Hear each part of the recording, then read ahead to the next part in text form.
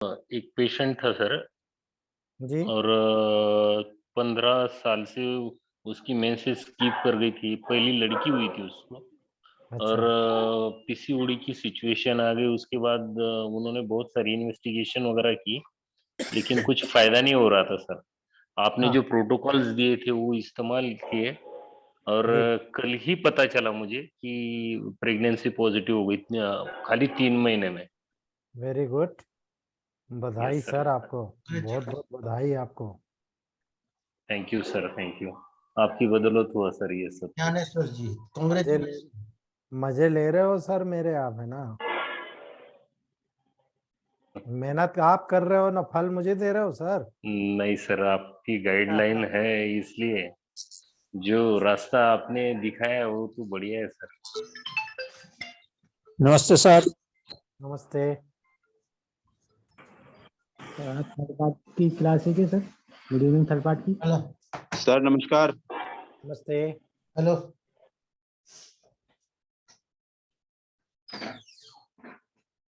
नमस्ते सर। नमस्ते madam. Dhanashree ma'am, Neelima ma'am भी आने वाली है, उनको फोन कर लीजिएगा आपके साथ सर में। अभी मुझे शुभांगी मैम ने बताया और मैं बहुत खुश हुई। मैंने उसको बोला था चलना यार, तू भी चल, चाहिए, मिस करेंगे हम बहुत। तो अच्छा हुआ, बहुत हैप्पी है, हम सब लोग साथ में रहेंगे तो बस एंजॉय करते करते आने वाले थे। बस एक कमरा बुक कर दिया मैंने आपके लिए अलग। Thank you sir.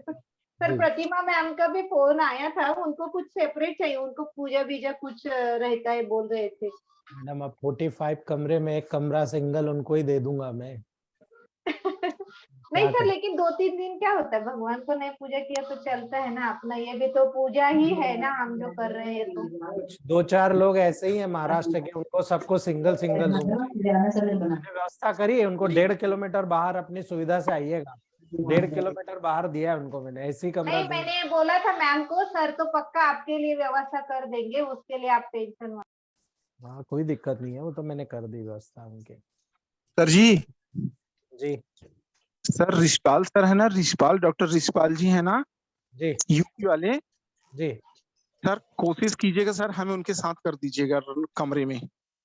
सर आप झगड़े कर लीजिएगा वहां आके, ठीक है? कोरी सर बिल्कुल ऐड कर देंगे आपको, टेंशन नहीं। रिशिपाल सर देख लो, आपकी बुकिंग हो गई पहले से।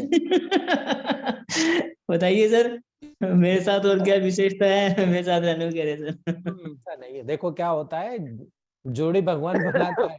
सर जी हमारा तो जी आपने मैसेज भेज दिया था, मेरा सुमेश सर गांधी का, नमस्ते। जी जी। डॉक्टर अरे वर्मा।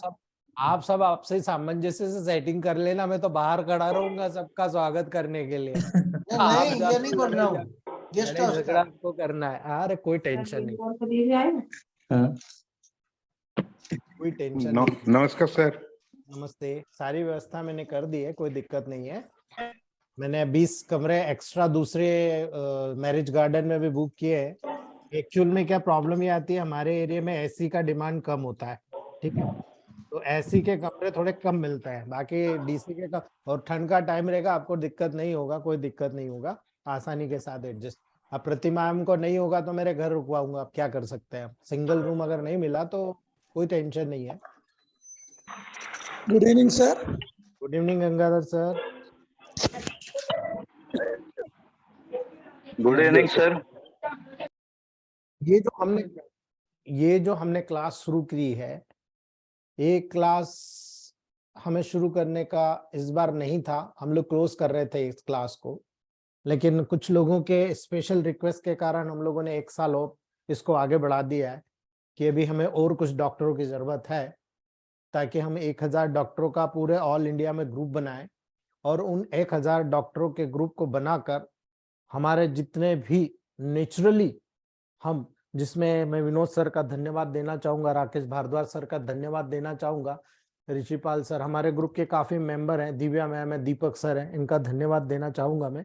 इन लोगों ने प्रोडक्ट्स की एक सीरीज बनाई है और मैं कह रहा हूं मेरे नाम से ना करें आप, इलेक्ट्रो होम्योपैथी ईच फैमिली के नाम से करें। ये आपकी देन है, मेरी देन नहीं है, आप सबकी देन है दोस्तों। और उसी के अकॉर्डिंग आप प्रैक्टिकल यूज कीजिए, ठीक है। बहुत इंपॉर्टेंट रोल अदा करेंगे जब आप लोग उसको प्रूव करेंगे, और जब वो चीज इलेक्ट्रोहोम्योपैथ के लेवल पर जाएगी तो ये एक साइंटिफिक व्यू में प्रूफ होगा दोस्तों, जो आज तक इलेक्ट्रोहोम्योपैथ के इतिहास में कभी भी साइंटिफिक व्यू में प्रूफ नहीं हुआ है दोस्तों, कभी नहीं हुआ है। आपको पता होगा कि ये मेडिसिन ऐसे काम करती है, ऐसे काम करती है, ये ऑर्गन है, इसका फंक्शन ऐसा होता है, तब आपका रोल वहां पर क्लियर हो जाएगा। जब वहां पर कोई भी किसी भी तरह का क्वेश्चन रखेगा तो आंसर क्वेश्चन के खत्म होने से पहले शुरू हो जाना चाहिए। ये काम हमारा पहली बार होगा दोस्तों, क्योंकि हम इसको साइंटिफिक वे में आधारित जितनी भी प्रूफ होता है उसी के टेक्निकल व्यू से हम लोग गुजार कर वहां पर लेकर आ रहे हैं कि भाई हाँ इस प्रकार से ये काम कर रहा है तो ये मेडिसिन ऐसे काम करेगा। तो मोस्ट वेलकम। आज हम लोग जय श्री गणेशाय नमः करते हैं। जो भी अपने अपने धर्म के गुरु हैं उनको याद करके, मैटी जी को याद करके हम लोग शुरू करते हैं दोस्तों। सबसे पहला इलेक्ट्रोहोम्योपैथ का कॉन्सेप्ट जो होता है बहुत सारी बुक में बताया गया है, लेकिन दिक्कत क्या आती है ना दोस्तों, सबसे बड़ी चीज होती है मैं होम्योपैथ करना, मेरे 94 में मेरी डिग्री पास आउट है दोस्तों, ठीक है। हम सेकेंड बैच के पास आउट हैं एमपी के, ठीक है। और जब यहाँ पर हमने पास आउट किया था तो हमने बहुत इजीली देखा था कि इलेक्ट्रोहोम्योपैथ करना बहुत इजी है, ठीक है, बहुत इजी है। लेकिन इलेक्ट्रोहोम्योपैथ करना मतलब पढ़ना बहुत इजी, डिग्री लेना बहुत इजी है, लेकिन जब आप वहां पर स्टडी करते हो कि भाई हाँ हमको टेक्निकल स्टडी करना, वहां पर फेल हो जाता है। जैसे होम्योपैथ फेल हो रहा है वैसे इलेक्ट्रोहोम्योपैथ हो जाता है दोस्तों। क्यों होता है, बारीकी समझने की कोशिश कीजिएगा। मैं किसी चीज की बुराई नहीं करता हूं दोस्तों, क्योंकि मेरी आदत नहीं है, लेकिन मैं आईना जरूर दिखाता हूं, वो चाहे मैं अपने आप को दिखाऊं या मेरे अपने डॉक्टर को दिखाऊं। मेरे ग्रुप में जो शामिल होते हैं उन्हें क्लियर कट इंडिकेशन है मेरे जैसे बनने की कोशिश कीजिए। मैंने बहुत स्ट्रगल किया है, आज मैं 27 साल की प्रैक्टिस के बाद आपके सामने बैठा हूं दोस्तों, ऐसे ही नहीं बैठा हूं, ठीक है। बहुत सारी चीजें मैंने बारीकियां सीखी, कौन क्या कहता है आप सब भूल जाइए। मैं आपको कहता हूं आप कितने भी ज्ञानी हो भूल जाइए आप, ठीक है। आज हम जो क्लास शुरू कर रहे हैं जब जीरो से शुरू करिए। मैं क्या कहना चाहता हूं भाई, मुझे भी तो एक मौका दे दीजिए आप। मैं क्या कहना चाहता हूं आपको, ठीक है। मैं ये कहना चाहता हूं कि electrohomeopathy is extension and simplification of Hahnemann homeopathy. जो हैनीमैन की होम्योपैथी थी उसको बहुत सिंप्लीफाई कर दिया है मैटी जी ने। हैनीमैन साहब, डॉक्टर हैनीमैन साहब जिन्होंने होम्योपैथ को मेडिसिन बनाई थी, उनका जो मेन कॉन्सेप्ट था वो इंडिविजुअलिटी थी, यानी हर आदमी के लिए एक मेडिसिन का सिलेक्शन होता था। यानी कोई दो व्यक्ति है तो दोनों व्यक्ति में जरूरी नहीं कि एक मेडिसिन से वहां पर दोस्तों पर्टिकुलरली वर्क हो जाए, संभव नहीं होता था दोस्तों। हर व्यक्ति के लिए एक अलग मेडिसिन होती थी। लेकिन याद रखिएगा होम्योपैथी की यही एक उनकी जो अच्छाई है बुराई बन गई दोस्तों। क्यों बन गई, क्योंकि होम्योपैथी की रियल डिफिकल्टी थ्योरी में नहीं होती। होम्योपैथ की थ्योरी बहुत अच्छी है क्योंकि वो अच्छी तरह से समझाई गई थ्योरी है दोस्तों, किंतु जो उसकी प्रैक्टिस होती है ना, उसकी प्रैक्टिस में ही प्रॉब्लम है दोस्तों। 1500 मेडिसिन का डिटेल स्ट्रक्चर याद रखना कौन याद रख सकता है। सॉफ्टवेयर का उपयोग किया जाता है, इस सॉफ्टवेयर के माध्यम से डायग्नोसिस किया जाता है, ठीक है। लेकिन मैं मानता हूं इलेक्ट्रोहोम्योपैथी एक सिस्टम के रूप में प्रेजेंट करती है दोस्तों। इलेक्ट्रोहोम्योपैथी एक सिस्टम के रूप में प्रेजेंट करती है, जबकि इलेक्ट्रोहोम्योपैथी में स्वयं को इंडिविजुअलाइजेशन को महत्व ही नहीं दिया जाता। कि यहां पर इंडिविजुअलाइजेशन को नहीं कहा जाता कि भाई एक सिंगल व्यक्ति एक सिंगल को, बिल्कुल नहीं, क्योंकि हमारे पास रेमेडीज है और रेमेडीज में एक एक रेमेडी के लेवल पर जैसे आप ग्रुप डिवाइड करते हो दोस्तों, हर ग्रुप के डिविडेशन में एक एक रेमेडी में कई कई प्लांट को इन्वॉल्व किया गया है। क्यों किया गया भाई, इसकी क्या जरूरत थी, ठीक है, क्या जरूरत थी आपको यहां पर समझने की जरूरत है। Most welcome Dewangan sir. हमें यहां पर देखने की और समझने की जरूरत पड़ती है, ठीक है। Agarwal madam please, videos not allowed, please close your video. Pushpa Agarwal ma'am please close your video, ठीक है। दोस्तों यहां पर सबसे बड़ी एक इकाई होती है जिस इकाई को आपको और मुझे समझना जरूरी है। आपको और मुझे यह समझना जरूरी है कि जब हम डेवलपमेंट करते हैं तो सबसे छोटी चीज क्या, सबसे छोटी चीज होती है सेल। एक सेल मिलकर क्या बनती है, एक सेल मिलकर दोस्तों कई प्रकार की सेल्स, जैसे एपिथेलियल सेल्स ले लो आप, क्यूबाइडल एपिथेलियल सेल्स ले लो। हम तो सिंपल सा बात मानते हैं, एक छोटी सी सेल है, वो सेल ऐसी कई सेल्स का ग्रुप बनता है तो टिश्यू बनाता है। ऐसे कई टिश्यूज जो वहां पर कलेक्ट होते हैं वो एक ऑर्गन को बनाते हैं। ऐसे कई ऑर्गन कलेक्ट होता है तो एक सिस्टम बनता है, और कई सिस्टम मिलकर एक बॉडी का निर्माण करता है। ये सत्य है दोस्तों, मेडिकल साइंस का सबसे बड़ा सत्य आपको देखने को मिलता है। ठीक है, ये इलेक्ट्रोहोम्योपैथ ने भी अडॉप्ट किया। इलेक्ट्रोहोम्योपैथ में मैटी जी ने देखा, सारे साइंस की स्टडी किया, पैरासेल्स के साइंस को जब स्टडी किया, उन्होंने पैरासेल्स के बात को स्टॉप एडॉप्ट किया। उन्होंने ये देखा कि इलेक्ट्रोहोम्योपैथी में मैं कुछ ऐसा कर जाऊं, ऐसी पैथी का निर्माण करूं जो ह्यूमन बींग्स को सपोर्ट करती है। हम ऐसी पैथी का निर्माण करें जिसमें मैं कुछ ऐसी चीज का उपयोग करूं जिसके कोई साइड इफेक्ट ना हो और बहुत अच्छी तरीके से काम करे। तब उन्होंने डिटेल स्टडी करने के बाद देखा कि ह्यूमन बॉडी ब्लड और लिम्फ से कंपोज्ड होती है, ब्लड और लिम्फ से कंपोज्ड होती है। ये दो सब्सटेंसेस होते हैं जो कि डिफरेंट प्रकार के पार्ट्स, ठीक है, आपके बॉडी के डिफरेंट प्रकार पार्ट्स के कांस्टेंट न्यूट्रिशन को प्रेजेंटेशन कराते हैं दोस्तों, उनको प्रिजर्वेशन कराने का काम करते हैं। यद्यपि अपने आप में ये अलग अलग होते हैं, ब्लड और लिम्फ दोनों डिफरेंट होता है, इनके फंक्शन भी डिफरेंट होता है। सभी ऑर्गन प्रारंभिक रूप से ब्लड और लिम्फ से कंपोज होते हैं और अपना न्यूट्रिशन इन्हीं दोनों एलिमेंट से प्राप्त करते हैं, अपना वेस्ट मटेरियल भी इन्हीं दोनों एलिमेंट्स के लेवल पर वहां पर छोड़ता है। जब आपको ये चीज पता चली दोस्तों, तो आपको ये भी पता चला कि किसी भी प्रकार का कोई चेंजेस होता है, ठीक है, एक या दूसरे लिक्विड में, ब्लड और लिम्फ में इंटरकनेक्ट, कभी ब्लड में हो रहा है, कभी लिम्फ में प्रॉब्लम हो रही है, दोनों लेवल पर वहां पर दोस्तों आप ये चीज को देख रहे हो। और जब ये चीजें वहां पर क्लियरली इंडिकेट होती है, तब आपको याद रखना है दोस्तों, सभी ऑर्गन प्रारंभिक रूप से, जब किसी भी ऑर्गन से ब्लड और लिम्फ के लेवल पर जब चेंजेस डेवलप होगा, एक दूसरे लिक्विड के माध्यम से होगा। ब्लड में होगा तो लिम्फ में होगा तो ब्लड में। और इसीलिए आवश्यक रूप से किसी भी इंडिविजुअल की जो नॉर्मल स्टेट में आप जाओगे, वहां पर आपको चेंजेस देखने को मिल जाएगा। ठीक है, और ये एक प्रकार से जब चेंजेस डेवलप होता है तो एक एबनॉर्मल या पैथोलॉजिकल चेंजेस आपको देखने को मिलता है दोस्तों। बहुत ही ब्रिलियंटली आपको डिस्टर्बेंसेस वहां पर देखने को मिल रहा है, तो आप वहां पर कहते हो कि हाँ साहब, यहाँ पर उन्होंने ब्लड और लिम्फ को वाइचेशन होना यानी दूषित होना बताया। इसीलिए आपने, मैटी जी ने यहाँ पर फंडामेंटल थ्योरी को स्वीकार करके जितना सिंपली वहां पर कर सके, लेकिन सबसे बड़ी चीज होती है सत्य है दोस्तों, उन्होंने आसानी के साथ समझना चाहिए कि इन रेमेडीज के कंपोजिशन को इलेक्ट्रो होम्योपैथी कहा गया है दोस्तों, इलेक्ट्रोपैथी नहीं है, इलेक्ट्रो होम्योपैथी कहा गया, क्योंकि पूरी बॉडी के नेचर, उसके कार्य करने के तरीकों के आधार पर और बॉडी के डिफरेंट पार्ट्स जो कि उससे बने होते हैं और नॉर्मल फंक्शन करते रहते हैं, और डिफरेंट प्रकार के जितने भी मॉर्बिड एलिमेंट्स होते हैं यानी उसको प्रभावित करने वाले, ठीक है, उसके द्वारा ब्लड और लिम्फ को वहां पर जब नॉर्मल स्टेज से भटकाया जाता है यानी उनको दूषित किया जाता है, तब जाकर दोस्तों जो चेंजेस डेवलप होता है वो सभी प्रकार के डिसीज को उत्पन्न करने का काम करता है। इसलिए हम ये कह सकते हैं दोस्तों कि जितने भी प्रकार के शत्रु एलिमेंट्स होते हैं, जितने भी प्रकार के डिसीज को जनरेट करने वाले एलिमेंट्स होते हैं, वो स्वयं को अपोज करते हैं यानी अपने लेवल पर ही विरोध करते हैं, अर्थात ऑर्गेनिक फंक्शन को फ्री एक्सरसाइज करवाते हैं। याद रख लीजिएगा दोस्तों, अगर ये चीज है तो आपको डेफिनेटली बहुत सारी साइकोलॉजिकल चीजें इलेक्ट्रोहोम्योपैथ में और होम्योपैथ में बहुत डिफरेंस नजर आएगा।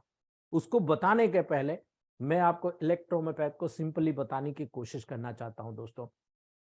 डॉक्टर हैनिमैन जी ने जो बताया था होम्योपैथी में सिंगल रेमेडी को यूज करना, लेकिन उसकी लिमिटेशन होती है दोस्तों, ठीक है, यानी सिम्टम के अगेंस्ट फाइट करने में बहुत रिलेटेड उसकी जो लिमिटेशन होती है। अगर बहुत सारे सिम्टम है तो आप मेडिसिन कैसे सिलेक्ट करोगे, ये सबसे पहले प्रॉब्लम है। लेकिन इलेक्ट्रोहोम्योपैथ में ऐसा है ही नहीं, क्योंकि हम लोग किसी भी इंडिविजुअल फंक्शन के बारे में बात नहीं करते हैं। हम लोग मल्टीपल डिसऑर्डर हो तो भी हम बात कर लेते हैं, लेकिन वहां पर तो आपको हर महीने, हर सप्ताह आपको मेडिसिन चेंज करना है, पोटेंसी चेंज करना है, यानी बहुत सारा कॉम्प्लिकेशन है दोस्तों। लेकिन वहां पर केवल एक बार में एक मेडिसिन देने की बात होती है, लेकिन इलेक्ट्रोहोम्योपैथ की बात होगी सिंगल आप एक रेमेडी का प्रयोग करिएगा, क्योंकि एक रेमेडी में कई प्लांट्स हैं और उन प्लांट्स को बनाने में मैटी जी ने काफी साल बनाए, काफी साल लगाए उन्होंने।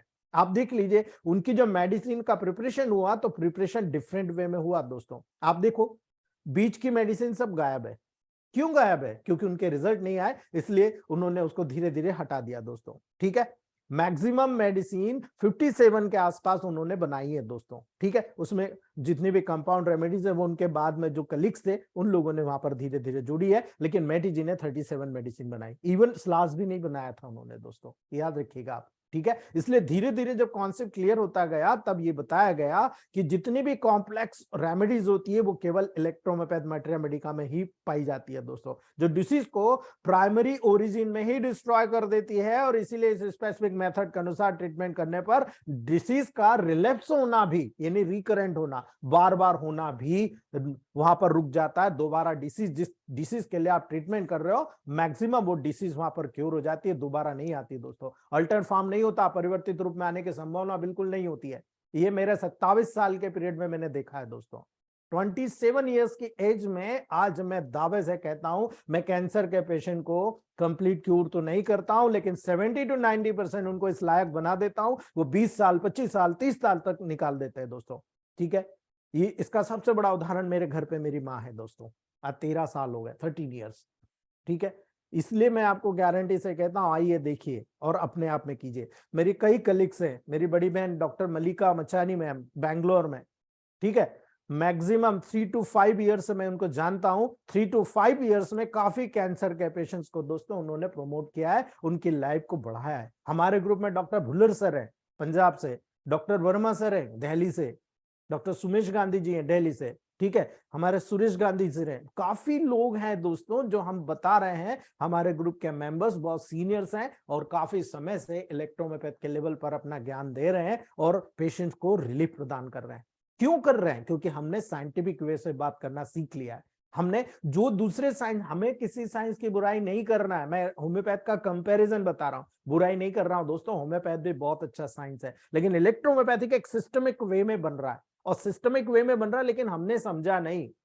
मैं भी आज अपने आप को यही कहता हूं, अभी भी मैंने 25% समझा है दोस्तों, 75% और समझने की जरूरत है। ठीक है, और इसी कारण से आप देखिए हमारे ग्रुप ने, पहला ग्रुप है इलेक्ट्रोमेपैथ का। मैं ग्रुप नहीं कर रहा हूं दोस्तों, मैं फैमिली की बात करता हूं। We are the family person of electrohomeopathy. हमारी एज फैमिली ने पर्टिकुलर कई अलग अलग रिसर्च किए और आज हम 10,000 डायल्यूशन तक का प्रयोग करते हैं। Nobody can use in India. हमारी फैमिली यूज करती है, धड़ल्ले से करती है। क्यों? क्योंकि हमने साइंटिफिक वे में उसको ढाला है, हमने नर्वाइन वे में ढाला है। हम कभी नहीं कहते कि ये मेडिसिन को डायरेक्टली दो, कभी नहीं कहते कि हाइपोटेंसिव मेडिसिन से कोई भी पर्टिकुलर पेशेंट्स को वहां पर हम डिसीज क्यूर करते हैं। हम उस डिसीज को रोक देते हैं जब तक हमारी lower potency, lighter dilution, positive negative dose के माध्यम से ऑर्गन में इतना न्यूट्रिशन दे देते हैं, इतने लड़ने की शक्ति दे देते हैं कि हमें पता है कि वहां पर वो मेडिसिन कैसे काम करती है दोस्तों। इसलिए हमें बहुत अच्छे तरीके से इलेक्ट्रोमेपैथ को समझने की कोशिश कर रहे हैं। हमने कुछ अलग अलग साइंस को यहां पर रखे हैं फिजियोलॉजिकल पॉइंट ऑफ व्यू से। डेली का रूटीन हमने हमारे लाइफ में रखा है कि इस रूटीन पे हमें काम करना है। हम लोग मिलकर एक फार्मूला इजाद करते हैं, उस फार्मूला को मिलकर हमने प्रूव करते हैं। कोई एक व्यक्ति बोले कि हाँ मैंने ये इतना वजन कम कर लिया, दूसरा व्यक्ति बोलता नहीं सर इसका वजन कम नहीं हुआ, तो वो फार्मूला फेल हो जाता है। ठीक है, लेकिन हमारे ग्रुप में ऐसा कोई मेंबर नहीं बोलता है कि यार ये काम नहीं कर रहा। डेफिनेटली ओबिसिट्रान फार्मूला हमारे ग्रुप के सारे नौजवानों के मुंह पे डला हुआ है कि ओबिसिट्रान C4L1 देना है नेगेटिव में, C5 देना है, G देना है, आप देखो फटाफट वेट रिड्यूस होता है। व्हाई? हमने ऐसा क्यों किया? ठीक है, हमने ऐसा इसलिए किया कि हम सब ने प्रूफ किया है।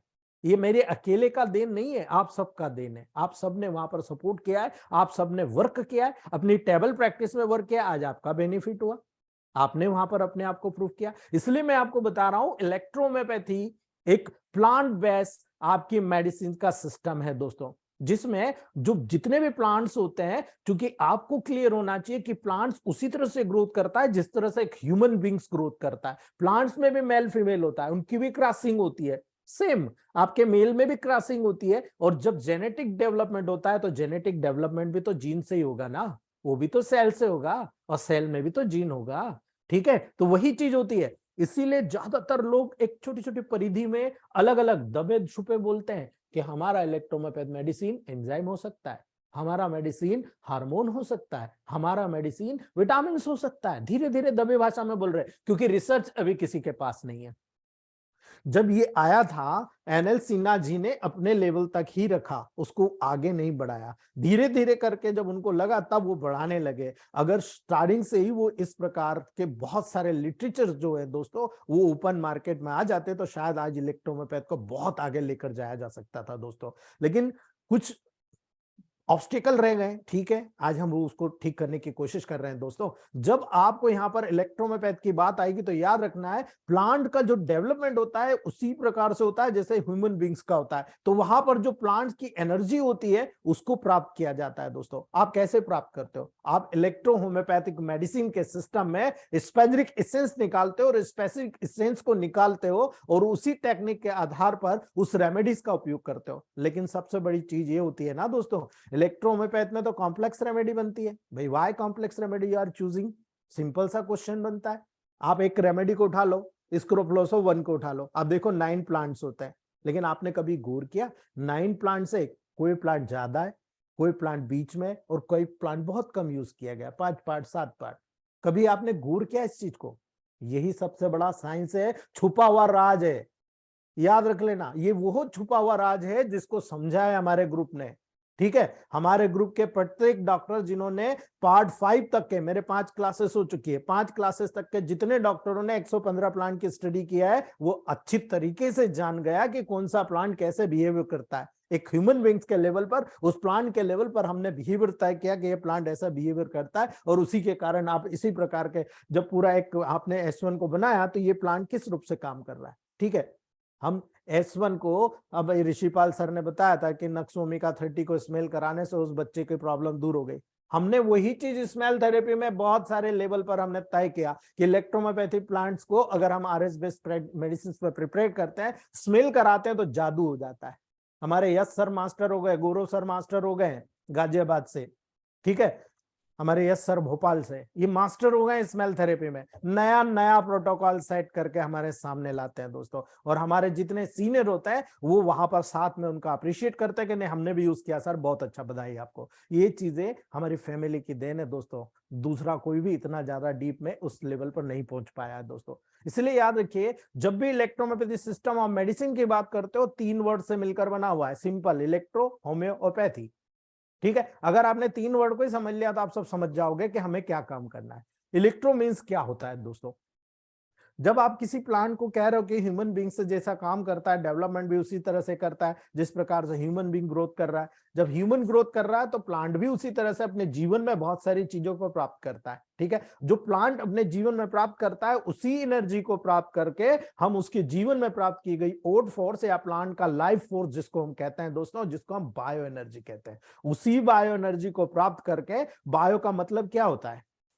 बायो एनर्जी में बायो का मतलब होता है प्योर, कोई पॉइजन्स नहीं, प्योर। उसका प्योर, उसके जीवन में जो पहले यूज होता था कोल्ड फर्मेंटेशन, आज होता है हॉट फर्मेंटेशन। देयर में भी मेनी डिफरेंसेस दोस्तों, बहुत डिफरेंसेस है इसमें। ठीक है, ये नेक्स्ट बात है दोस्तों, हम वहां पर इसको बहुत आगे जाकर दोस्तों इसको डिस्कस करेंगे। लेकिन यहां पर हम बात करते हैं प्योर का मतलब होता है जो जीवन काल में उस प्लांट ने अपने अंदर एनर्जी संग्रहित करी है, उस एनर्जी को हम जब कलेक्ट करते हैं, प्योर फॉर्म में कलेक्ट करते हैं, उसे हम बोलते हैं दोस्तों बायो एनर्जी। ठीक है, जब हम लाइफ की बात करते हैं तो लाइफ का मतलब होता है लिविंग थिंग्स, यानी हम जिंदा है, खा रहे हैं, पी रहे हैं, ठीक है, एक्सक्रीट कर रहे हैं, ये सारी चीज हमको बताती है कि हम जिंदा हैं दोस्तों, उन जिंदा लोगों से संबंधित होती है। इसीलिए बायो का मतलब प्योर होता है और लाइफ का मतलब होता है लिविंग थिंग्स दोस्तों। याद रखिएगा, जब भी आप मेडिसिन का उपयोग करते हो तो आप ग्रीन प्लांट को यूज करते हो, ताजे प्लांट को यूज करते हो, आप क्या प्राप्त कर रहे हो भाई? एनर्जी कंटेंट प्राप्त कर रहे हो, माइक्रो मैक्रो ट्रेस एलिमेंट को प्राप्त कर रहे हो। और जब ये प्राप्त करते हो दोस्तों तो आप क्या कर रहे हो? ठीक है, आप ये प्राप्त कर रहे हो जिनका उपयोग आप इलेक्ट्रोहोम्योपैथी मेडिसिन ऑफ सिस्टम में वहां पर कर रहे हो दोस्तों। और इसीलिए जब इस मेडिसिन का उपयोग करते हो तो ये क्यूरेटिव एजेंट्स होते हैं दोस्तों जो प्लांट से प्राप्त होते हैं, और इनमें एक प्रकार से अगर देखा जाए ना तो इलेक्ट्रिसिटी जैसा वर्क करने का पावर होता है जो दिखाई नहीं दे रहा है। ठीक है, दिखाई नहीं दे रहा है, लेकिन मैं आपको फिर बता रहा हूं, मेरे कुछ दोस्त हैं माइक्रोबायोलॉजिस्ट, जब मैंने उनको ये मेडिसिन टेस्ट करने को कहा उन्होंने मना कर दिया कि हम नहीं कर सकते भाई, ये गवर्नमेंट का काम है। ठीक है, लेकिन मैंने उनसे कहा कि आप मुझे ये तो बताइए कि प्लांट कैसा है, इसमें क्या चीज है, कुछ थोड़ा बहुत तो हिंट दीजिए, पर्सनली कर दीजिए भाई, पैसा ले लीजिए मुझसे। लेकिन उन्होंने कुछ चीजें मुझे बताई, तो जब उस स्लाइड में उन्होंने देखा तो वो आश्चर्यचकित हो गए, बोले ये क्या चीज है यार, ये कैसी है मेडिसिन, इसमें तो बहुत सारी चीज मिल रही है, ये तो पॉसिबल नहीं है, ये तो बहुत नैनो पार्टिकल्स हैं। यानी कि ये साबित होता है कि इलेक्ट्रोहोम्योपैथ नैनो टेक्नोलॉजी पर आधारित है मेडिसिन है दोस्तों। जब आप देखते हो कि इसमें इलेक्ट्रिक पावर होता है और जब इस मेडिसिन का उपयोग किया जाता है तो डेफिनेटली बहुत ही क्विकली लेकिन बहुत ही शार्पली काम करती है दोस्तों। इसीलिए मैं होम्योपैथ होने के बावजूद प्रैक्टिस इलेक्ट्रोहोम्योपैथ में करता हूँ। 90-10 का रेशियो है, कभी भी आके देख सकते हो। 90-10 का रेशियो है, 90% इलेक्ट्रोहोम्योपैथी एंड 10% होम्योपैथी। इसलिए याद रखना दोस्तों। दूसरा होता है होम्यो। होम्यो का मतलब होता है होम्योस्टेसिस, यानी एक्विलिब्रियम को बैलेंस करना, यानी ब्लड और लिम्फ को बैलेंस करना दोस्तों। यही तो मेन साइंस है हमारा। इसलिए याद रखना दोस्तों, प्रॉपर ब्लड और लिम्फ में बैलेंस बनाना बहुत महत्वपूर्ण होता है, क्योंकि ये लाइफ के ट्रांसपोर्ट चैनल होते हैं। यानी आपका बॉडी जब तक अच्छे से काम करेगा, ब्लड और लिम्फ जब तक अच्छे से वहां पर आपको पूरा साफ करेगा, न्यूट्रिशन पहुंचाएगा, हेल्दी स्टेट में रखेगा। इसीलिए दोस्तों हमेशा साथ में काम करता है लिम्फ और ब्लड। इलेक्ट्रोहोम्योपैथिक सिस्टम ऑफ मेडिसिन में एक डाइजेस्टिव यानी डायग्नोस्टिक बेसिस पे काम करता है, और जब डायग्नोस्टिक बेसिस पे काम कर रहा है आपको क्लियर इंडिकेशन हो जाता है दोस्तों। याद रखिएगा, पैथी का मतलब होता है चिकित्सा करने का सिस्टम। ये साइकोलॉजिकली बेसिस है इलेक्ट्रोहोम्योपैथ का। लेकिन मैं आपको एक चीज बताना चाहता हूं, जो मेरा अनुभव है 27 साल का, वो ये कहता है दोस्तों कि जब हम इस पूरी प्रोसेस को समझ रहे हैं तो पूरी प्रोसेस को समझने के लिए हमें इतिहास जानना पड़ेगा। जब इतिहास पे जानेंगे, इलेक्ट्रोहोम्योपैथ का पूरा इतिहास छानेंगे कि ये कैसे काम कर रहा है, तो आपको सब समझ में आएगा।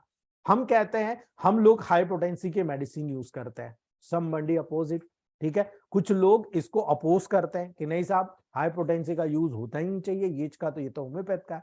दोस्तों अगर होम्योपैथ का होता तो होम्योपैथ में सिंगल प्लांट होता है, हम मल्टीपल प्लांट की बात करते हैं। और मल्टीपल प्लांट की बात होती है तो हम तो ये कहते हैं सीधे कि यहां पर अगर आप लाइफ के सिस्टम को देख रहे हो तो लाइफ का सिस्टम जो होता है बहुत कॉम्प्लेक्स होता है। जब आपकी पूरा लाइफ जो होती है दोस्तों, यहां पर आपकी पूरी लाइफ जो होती है वो पर्टिकुलर आपकी पूरी लाइफ जो होती है दोस्तों कॉम्प्लेक्स फॉर्म में डेवलप होती है। आपकी पूरी बॉडी कॉम्प्लेक्स बनी होती है, पूरी डिसीज कॉम्प्लेक्स फॉर्म में हो रही है, मल्टीपल डिसऑर्डर के लेवल पर हो रही है। तो क्या आपकी मेडिसिन यहां पर कॉम्प्लेक्स नहीं होना चाहिए? आप डिसाइड कीजिए, मुझे बताइए, ठीक है। जब होम्योपैथ की बात की जाएगी तो होम्योपैथ में एक डिसीज के एक सिम्टम के लिए एक मेडिसिन होती है। तो ऐसे बार बार सिम्टम को चेंज करोगे, कितने समय चेंज करोगे दोस्तों, ठीक है। लेकिन इलेक्ट्रोहोम्योपैथ की बात आती है एक पार्ट दे दो। अगर मान लो आपको मैं कहूं स्लाश F1 को जोड़ दो, ठीक है, आप देख लो कितना खतरनाक परगेटिव बन जाता है। स्लाश और F1 आप ऐड करके देख लो, ठीक है। अगर मैं कहूं स्टोन है और स्टोन में फास्ट रिजल्ट चाहिए तो S6 के साथ F1 जोड़ लो, ठीक है। S6 क्या है? किडनी की रेमेडी है, ऑर्गन की, किडनी ऑर्गन S6, ठीक है। F1 उसमें ऐड कर दो, आप देखो कितनी जल्दी काम करता है। ये बेसिस होता है। अब आपको यहाँ पर कई मॉडर्न डॉक्टर बोलते हैं साहब आप बताओ, चलो ठीक है ये पॉजिटिव नेगेटिव को आप बताओ। अब आप मानते हो कि नहीं एक्यूट, सब एक्यूट और क्रॉनिक है? बिल्कुल मानते हैं हम, कोई दिक्कत नहीं है, ठीक है। हम उसको भी मानते हैं। हमने ये भी देखा है कि यहाँ पर सिस्टम कैसे काम कर रहा है। हम हमारे इलेक्ट्रोहोम्योपैथ सिस्टम को डिमॉन्स्ट्रेट करें। हम एक्यूट, सब एक्यूट, क्रॉनिक के लेवल पर ज्यादा बात नहीं करते, क्योंकि हमारे पास एक ही चीज होती है, हमें सब चीज एक्सेप्ट करना चाहिए दोस्तों। मैं आपको चैलेंज करता हूं, आप सारी चीज को एक्सेप्ट कर लो, फिर देखो आपसे बड़ा कोई डॉक्टर है क्या। मॉडर्न साइंस की बातें भी हमें कई जगह एडॉप्ट करना पड़ेगी, एडॉप्ट करेंगे हम, कोई दिक्कत नहीं। लेकिन कई बार हमें ये एडॉप्ट करना पड़ता है कि 19 रेशियो, 147 रेशियो, वो ऐसा कह रहा हो, हम सब भूल जाए, हम सबको मान ले हाँ चल तुम्हारी सब बात सही है, लेकिन हम करें वही जो हमारा फीडबैक होता है, ठीक है। वहां पर हम लोगों को खुद को वहां पर, ठीक है, हम लोग हमारे लेवल पर अगर काम करेंगे, प्रैक्टिकल काम करेंगे, तो हमें हमारे तरीके पता होना चाहिए, हमें वर्क कैसे कर रहा है, इलेक्ट्रोहोम्योपैथी है क्या, पहले ये तो जान ले। डिग्री करना बहुत आसान है दोस्तों, मुझे पता है, लेकिन किसी चीज को साइकोलॉजिकली समझना, कॉन्स्टिट्यूशनली समझना, उसके टेम्परामेंट के आधार पर समझना, एक इलेक्ट्रोहोम्योपैथ को मास्टर बनाने का काम करता है। आप जानते हो, मैं आपको क्लियरली बताना चाहता हूं, मेरा कॉन्सेप्ट ये है, जब आपको मान लो किसी भी लोअर लिम्ब की डिसीज या किसी भी ऑर्गन्स के डिसीज होती है, उसमें सेंट्रल नर्व का इन्वॉल्वमेंट नहीं होता, ठीक है। कोई भी लोकल डिसीज, मान लो फैटी लिवर हो गया, मान लो टाइफाइड हो गया, मान लो किसी को कुछ हो गया, कैंसर हो गया, मान लो लिवर कैंसर हो गया, पेनक्रियास कैंसर हो गया, आप मानते हो वहां पर वो आदमी को मरने की कंडीशन पैदा होती है? बिल्कुल नहीं, क्योंकि ये ऑर्गन से, ऑर्गन के फंक्शंस कम या ज्यादा हो सकते हैं, ऑर्गन के फंक्शन को आप बैलेंस कर सकते हो, कोई बड़ी बात नहीं है, लेकिन आपको पता तो होना चाहिए कैसे हो रहा भाई, ठीक है। आप इस पूरे एरिया की बात करते हो, उसको ब्रॉडमैन एरियाज बोलते हैं। 52 एरिया होते हैं दोस्तों जो पूरी बॉडी को पूरा कंट्रोल करते हैं, और ये 52 एरिया आपस में मिलकर पूरे ब्रेन को सपोर्ट करते हैं, पूरे ब्रेन के लेवल पर वर्क करते हैं, सपोर्ट करके वर्क करते हैं, और उसी के आधार पर आप निर्धारित करते हो। ठीक है, तो इसीलिए मैं कहता हूं इलेक्ट्रोहोम्योपैथ में अगर आपको पूरी बॉडी के लेवल को बैलेंस करना तो नर्वाइन मेडिसिन को पहले आपको देना पड़ेगा, तब जाकर आपका इलेक्ट्रोहोम्योपैथ साइंस इतना डीप साइंस हो जाएगा, अथाह सागर है। आप कभी भी किसी भी, कहते हैं ना बूंद बूंद से घड़ा भरता है, आप धीरे धीरे सीखते चले जाइए, आपको कहने को हो जाएगा कि यार वाकई में 16 महीने में हमने इतना मैजिक सीखा है। ये चीजें बहुत मायने रखेगी दोस्तों। मैटी जी ने अपने रिसर्च में देखा था कि कॉम्प्लेक्स रेमेडी जिन्हें वो इलेक्ट्रो होम्योपैथिक सिस्टम से बनाई हुई मेडिसिन कहा करते थे दोस्तों, लेकिन केवल ये कहते थे कि ये ट्रू और एफिशिएंट हीलिंग फोर्स है। क्यों? क्योंकि ये ब्लड और लिम्फ में ग्रोथ करने वाले जितने भी डिफरेंट प्रकार के जर्म्स होते हैं, जितने भी ऑर्गेनिज्म होते हैं, जितने भी डिसीज डेवलप होने के कारण होते हैं, उनको डिस्ट्रॉय कर देता है, और इन्हीं वाइटल फ्लूइड को, ब्लड और लिम्फ को प्यूरिफाई करता है। इसीलिए इन्होंने वहां पर इसी प्रकार से vitiation of lymph and the blood is the causes of disease इसको प्रिंसिपल के रूप में शामिल किया था। और उन्होंने यही चीज कहा था कि डिफरेंट सिंपल एलिमेंट्स के फ्यूजन के द्वारा नेचर का प्रत्येक वर्क जो होता है हमारी बॉडी में लगातार कॉन्स्टिट्यूट होता रहता है। ठीक है, और इसीलिए उन्होंने इसको प्रिंसिपल को आधार माना था, और सेपरेट केस में, स्वयं के केसेस में एप्लीकेशन करके उन्होंने अपने सिस्टम को इसको प्रूव किया था दोस्तों। लेकिन हमारी किस्मत खराब थी दोस्तों। अगर 5 इयर्स गॉड ने और दिए होते ना, 5 साल, तो आप मान के चलिए आज इलेक्ट्रोहोम्योपैथी वर्ल्ड का नंबर 1 सिस्टम होता है दोस्तों, नंबर 1 सिस्टम। क्योंकि रोम के जिस अस्पताल में उन्हें मान्यता दी गई थी कि आप आपके इलेक्ट्रोहोम्योपैथ मेडिसिन को प्रूव कीजिए, वहां पर आज भी इतिहास मिलता है दोस्तों। बहुत सारी मेडिसिन का इतिहास मिलता है। वहां लाइनें लगती थी मेडिसिन लेने के लिए, तो लाइनें कभी कहाँ लगेगी दोस्तों? आज जैसे आपके और मेरे यहाँ क्लिनिक पे लगती है ना, इससे 100 गुना ज्यादा लाइनें लगती थी कि मेटी जी की इलेक्ट्रोहोम्योपैथ वो लेना, गोलियां लेना है, वो 1 गोली 2 गोली घोलने वाला, 1 गिलास पानी वाली मेडिसिन लेना दोस्तों। ये प्रूवन होता है, लेकिन हमें नहीं पता, हम तो गए नहीं आज तक। आप में से कितने लोग गए? ठीक है, इसलिए याद रखना, हमने जाना कि हमारी कई मेडिसिन यहाँ पर संयुक्त रूप से सपोर्टिव मेडिसिन के रूप में काम करती है, जो किसी भी रुकावट को दूर करके ऑर्गेनिज्म को रिस्टोर कर देती है। इसीलिए हम कहते हैं कि हमारी मेडिसिन ऑर्गन पे काम करने वाली स्पेसिफिक रेमेडी है, केवल ऑर्गन पे काम करने वाली रेमेडी है दोस्तों। और इसीलिए जब धीरे धीरे साइंटिफिक अप्रोच आती गई, आपके मेरे जैसे लोग मिलकर काम करने लग गए, वहां पर हमारे जो खासतौर से बलदेव सक्सेना सर, ठीक है, हमारे डॉक्टर एनएल सिन्हा सर, ये सब हमारे आदरणीय हैं दोस्तों। इन लोगों ने जो वर्क किया है, उस वर्क के आगे अब हमारी बारी है दोस्तों। हमें इनकी थेरेपेटिक एक्शन के बारे में बहुत सारी चीजें जानने की जरूरत है। उन्होंने जितने साहित्य लिखे हैं, 1-1, 2-2 लाइन में लिखे हैं दोस्तों, 2-2, 4-4 लाइन, 4-4 पेज, 5-5 पेज, इससे ज्यादा नहीं है। ठीक है, जितने भी राइटर्स आ रहे हैं, मैं इधर उधर से कॉपी पेस्ट करके दे रहे हैं, लेकिन प्रैक्टिकल अप्रोच किसी में मिल रही है क्या? नहीं ना। तो प्रैक्टिकल अप्रोच आपको और मुझे तय करना पड़ेगा, हमें बलिदान देना पड़ेगा। कहना पड़ता है, कौन बलिदान देगा भाई? ठीक है, इसलिए याद रखना, थेरेपेटिक एक्शन बहुत सारे पार्ट्स के रूप में आपको देखने को मिलेगी। मेन एम क्या होना चाहिए? Complete cure. कंप्लीट क्योर का एम होना चाहिए, हम वही लेकर चल रहे हैं दोस्तों। यानी रेमेडीज की यूनिट को आजकल होम्योपैथी के द्वारा जो प्रैक्टिसाइज की जाती है, उस प्रकार से एक रेडिकल मिस्टेक के रूप में किया जा रहा है। यानी आप किसी भी मेडिसिन को दोस्तों जब आप यूज कर रहे हो, आप क्या कर रहे हो? पेटेंट मेडिसिन का यूज कर रहे हो। आप मुझे बताइए, जब होम्योपैथ में हर बार सिंगल एक सिम्टम देखकर मेडिसिन चेंज की जाती है, तो क्या इलेक्ट्रोहोम्योपैथ में अकॉर्डिंग टू कंडीशन मेडिसिन क्या एक ही रहेगी? ठीक है, आप खुद सोचिएगा इस बात को। इसलिए प्रोग्रेस क्या हो गई? रिटार्डेड हो गई इलेक्ट्रोहोम्योपैथ की प्रोग्रेस, बढ़ ही नहीं पा रहे हम, पेटेंट से बाहर ही नहीं आ रहे हम लोग। पेटेंट सेकेंडरी मैटर, पहला मैटर होना चाहिए हमें 115 प्लांट का डिटेल नॉलेज, हमें इलेक्ट्रोहोम्योपैथ का डिटेल नॉलेज, क्या फिलोसॉफिकल बैकग्राउंड है। और फिलोसॉफिकल बैकग्राउंड का अगर हमें 25% मुझे आता है, ये मान के चल रहा हूं मैं आज भी, तो आप भी अगर ऐसा सोच के चलेंगे, भूख रहेगी हमें कुछ नया करना, नया करना, नया करना। हमने इन 3 सालों में 3 नया काम कर दिया।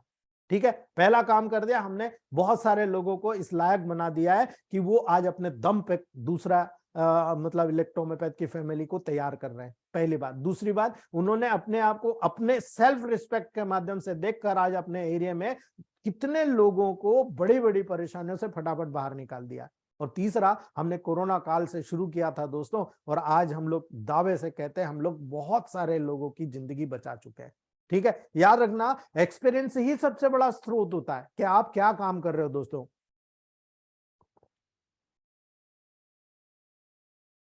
जब आप एक्सपीरियंसेस करते हो, तो मैं अकेला कितना एक्सपीरियंस करूंगा भाई, 19-20 हजार के पॉपुलेशन में रहता हूं, मैं क्या एक्सपीरियंस करूंगा। मेरे पास गिनती के एक जैसे एटमॉस्फेयर के अकॉर्डिंग, भाई हमेशा मानते हैं हम कॉन्स्टिट्यूशन और टेम्परामेंट और एटमॉस्फेयर के अकॉर्डिंग डिसीज डेवलप होती है। ठीक है, तो मेरा यहाँ का एटमॉस्फेयर अलग है, अहमदाबाद का अलग है, दिल्ली का अलग है, पंजाब का अलग है, बेंगलोर का अलग है, महाराष्ट्र का अलग है, छत्तीसगढ़ का अलग है, सब जगह का अलग है। अगर अलग है तो उसके अकॉर्डिंग ही मेडिसिन का वर्क भी आपको देखने को मिलेगा। कहीं पर स्लास देखो, कहीं कुछ एरिया में स्लास बहुत जबरदस्त काम करता है, कुछ एरिया में कम काम करता है, इसका मतलब ये नहीं कि मेडिसिन फेल है। ठीक है, ऐसा नहीं है। According to temperament, according to atmosphere medicine भी चेंज हो जाता है। पहले की मेडिसिन जो आती थी बहुत जेन्युइन मेडिसिन होती थी, एक डोज दिया रिजल्ट आ जाता था दोस्तों। आज के मेडिसिन में वो रिजल्ट धीरे धीरे कम होता जा रहा। मैं ये नहीं कह रहा कि कंपनी में मिस्टेक है, मिस्टेक है एटमॉस्फेयर में, पॉल्यूशन में। पॉल्यूशन होने के कारण प्लांट का जो एटमॉस्फेयर है वो चेंज हो गया, प्लांट का जो बिहेवियर हो रहा वो चेंज हो गया, हमारा ही बिहेवियर चेंज हो गया भाई एक दूसरे के प्रति।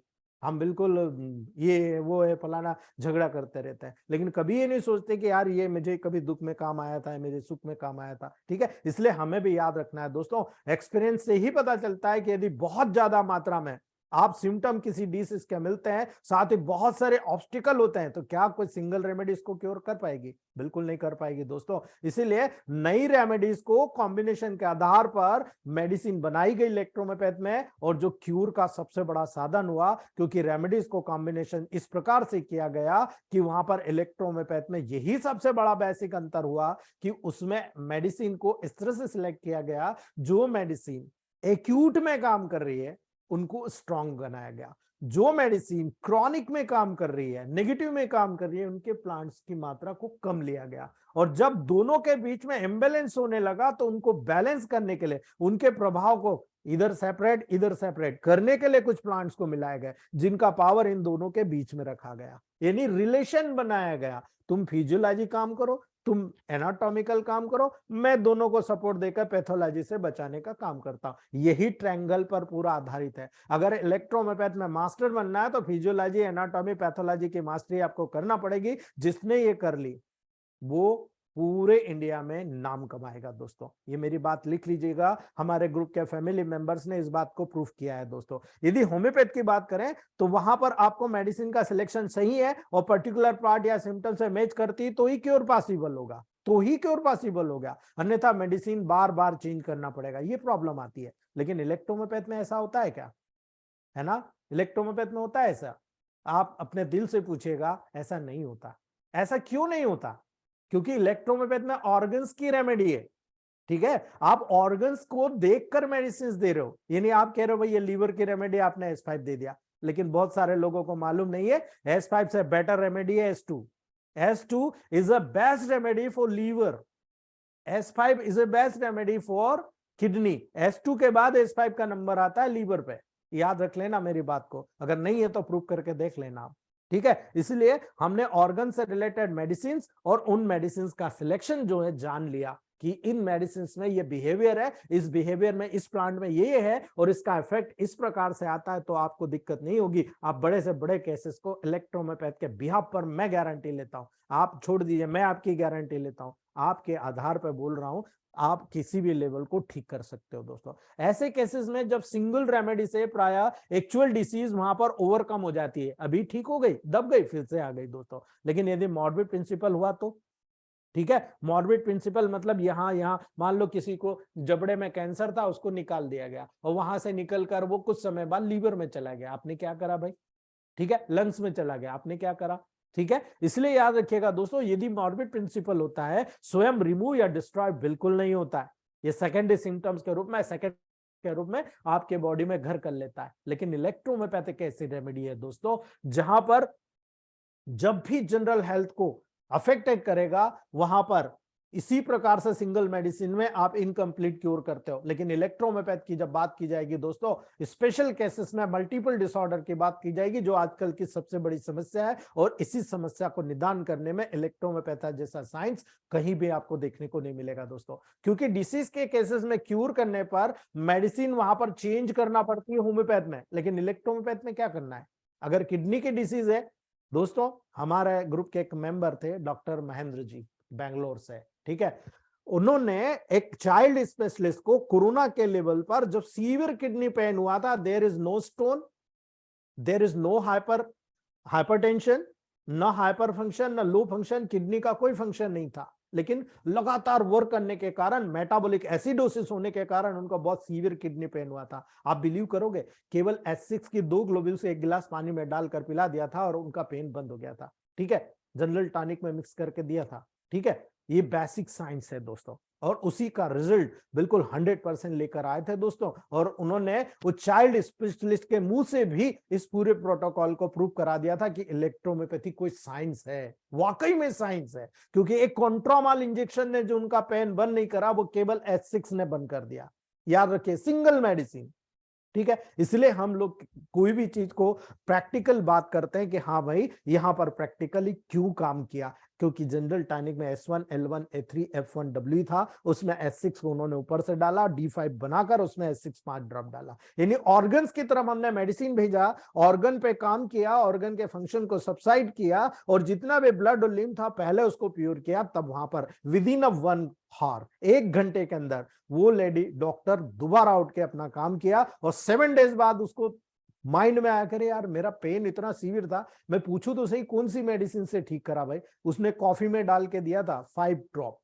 याद रख लेना दोस्तों, इसीलिए मैं आपको बता रहा हूं, जब तक आपको साइकोलॉजिकल मूवमेंट नहीं आएगा, आप किसी भी लेवल पर वहां पर प्रत्येक सिम्टम को देखोगे तो आप वहां पर प्रूफ नहीं कर पाओगे। लेकिन इलेक्ट्रोहोम्योपैथी की जो कॉम्प्लेक्स रेमेडी है, इसका अगर यूज करना सीख लिया तो आपको याद रखना, ये हर प्रकार के सिम्टम को तेजी के साथ में वहां पर डिमोन्स्ट्रेट करती है और उसको क्योर करने का काम करती है। चाहे डिसीज लंबे समय तक डेवलप क्यों नहीं होती रहे दोस्तों, उसका कॉज रिमूव हो गया तो डिसीज रिमूव हो जाएगी। मैं आपको कह रहा हूं, देखो मैंने छोटा सा उदाहरण बीच में बात छोड़ दी थी, जब आपकी बॉडी में फैटी लिवर हुआ, कैंसर हुआ, या कोई भी प्रॉब्लम हुआ, पेट दर्द हुआ, कोई दिक्कत नहीं है, ठीक है, आप उसको सोचो मत, नेगेटिविटी मत लो। अगर आप नेगेटिव लोगे तो ब्रॉडबैंड एरिया इन्वॉल्व हो जाएगा, और ब्रॉडबैंड एरिया इन्वॉल्व होगा तो केमिकल लोचा हो जाएगा आपके ब्रेन में, यानी आप ऑर्गेनिक रीजन से उठकर नर्वाइन रीजन पे डिसीज को ट्रांसफर कर दिया, ठीक है। आप अगर नहीं सोचते हो नहीं यार छोटी मोटी डिसीज है, हाँ मैं ठीक कर दूंगा, ठीक है, आप देखिए यहां पर बहुत इजीली आपका वो प्रॉब्लम सॉल्व होना शुरू हो जाएगा, बहुत इजीली सॉल्व होता है दोस्तों, क्योंकि electrohomeopathy is a master medicine. दोस्तों आप दोनों जो है गैलेक्सी J7 और Vivo 1919 कृपया करके वीडियो ऑफ कर लीजिए, वीडियो इज नॉट अलाउड, आप डिस्टर्बेंसेस क्रिएट कर रहे हो, ठीक है, आप दोनों के कारण डिस्टर्बेंसेस हो रहा है, वॉइस डिफेक्ट हो रहा है, कृपया करके अपने वीडियो ऑफ कीजिए। मैं आप ही दोनों से बोल रहा हूं, Vivo 1919 और गैलेक्सी J7, ठीक है। तो याद रखिएगा, अगर आप नर्वाइन इन्वॉल्व करते हैं, अगर नर्व का एक पार्ट, मान लो आपका 52 पार्ट है ब्रॉडबैंड एरिया में, अगर वहां पर एक पार्ट भी अफेक्टेड हो गया, भाई 51 को तो काम करने दो, उनको क्यों प्रभाव कर रहे हो। इसीलिए आज के समय में यही हो रहा है कि अगर किसी को कैंसर हुआ तो वो आधा वहीं मर गया, उसके ब्रॉडबैंड एरिया में से 15-20 को उसने सोच सोच के इन्वॉल्व कर लिया, और उसने काम करना बंद कर दिया, पेशेंट का बॉडी का कंट्रोल सिस्टम खत्म हो गया। आप देख लो इस चीज को, ठीक है, आप देख लो, कई बार अभी हमारे ग्रुप में काफी मेंबर्स है जिन्होंने इस चीज को वहां पर प्रूफ किया है।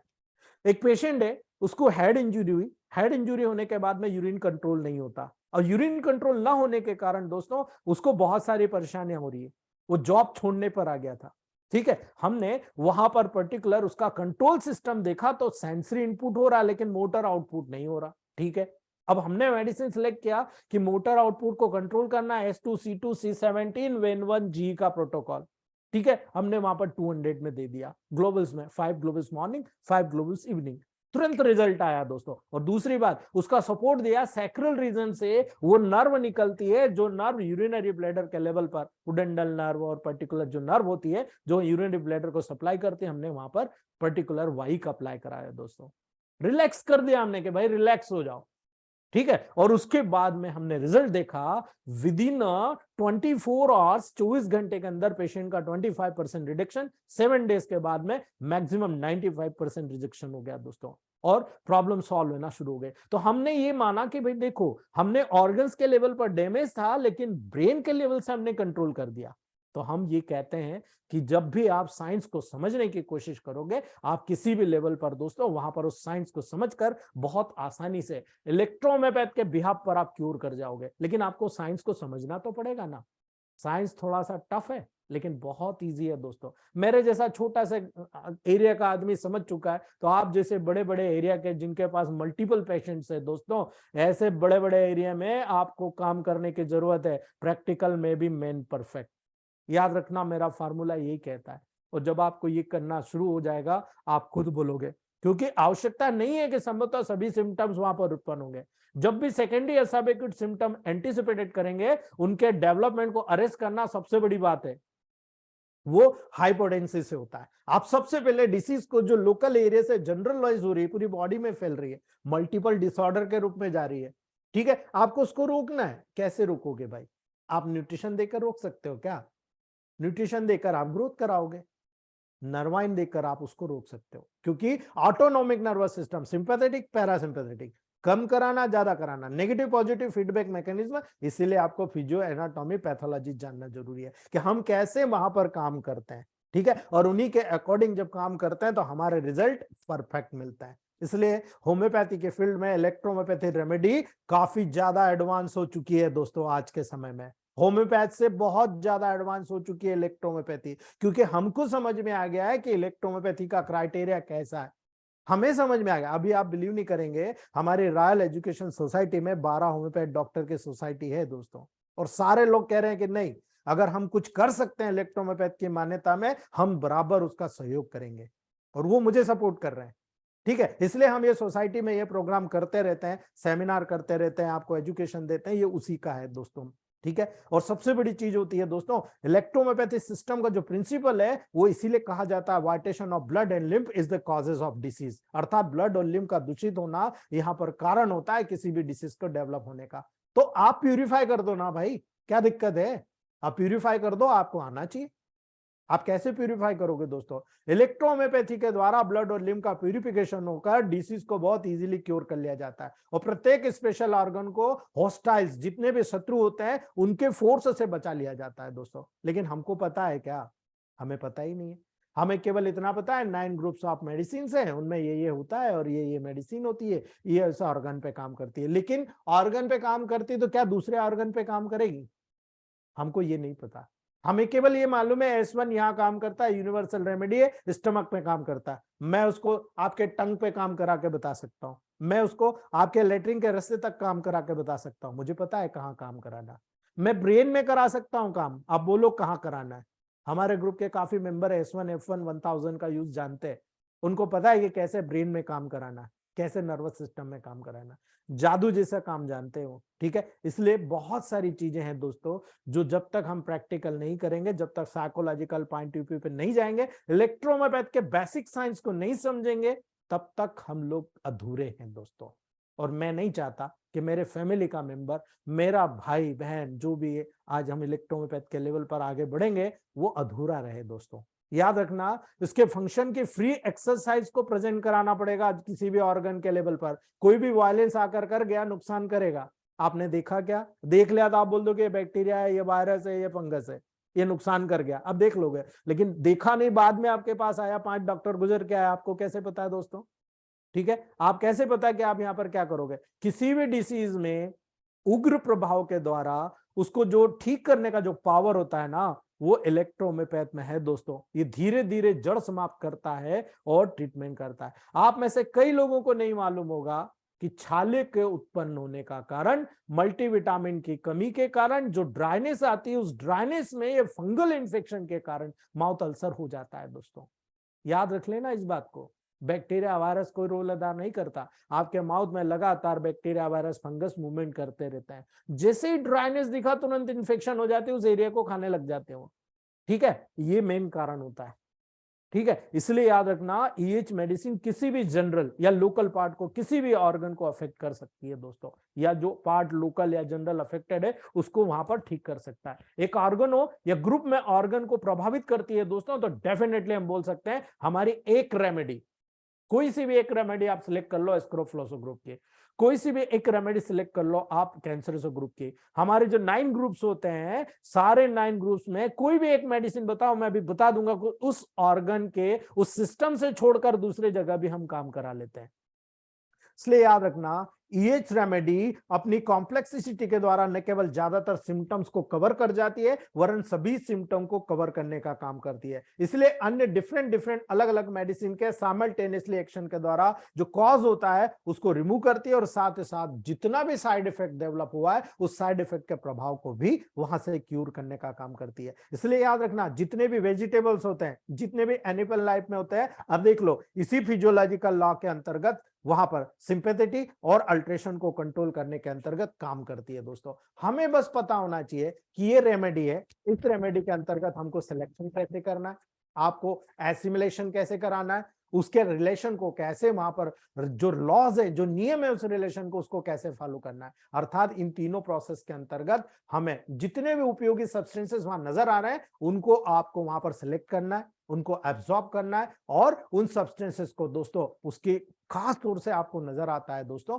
वेलनेस, अर्थात वहां पर कितना उसका उपयोग है, कितना अनुपयोगी है, उसको वहां पर देखना है, और वहां पर जो हानिकारक है उसको रिजेक्ट करना है। दोस्तों यही कारण है, यही सिम्टम्स है कि हमारी पूरी बॉडी के लेवल पर जब हम इस पूरी प्रोसेस को देखते हैं दोस्तों, तो हम इलेक्ट्रो होम्योपैथ के लेवल पर इन चीजों को समझने की कोशिश करते हैं। दोस्तों कैसे समझोगे आप इलेक्ट्रोहोम्योपैथ को कैसे समझोगे दोस्तों? बहुत सारी चीजें हैं साइकोलॉजिकल, धीरे धीरे मैं आपको बहुत सारे पॉइंट में डिस्कस करने वाला हूं, लेकिन सबसे पहले आप लोगों को साइंस के बारे में बताना चाहता हूं कि इलेक्ट्रोहोम्योपैथ में जो पर्टिकुलर प्लांट से निकाला जाता है एसेंस, उसको हम कहते हैं स्पेजरिक कोहोबेशन टेक्निक।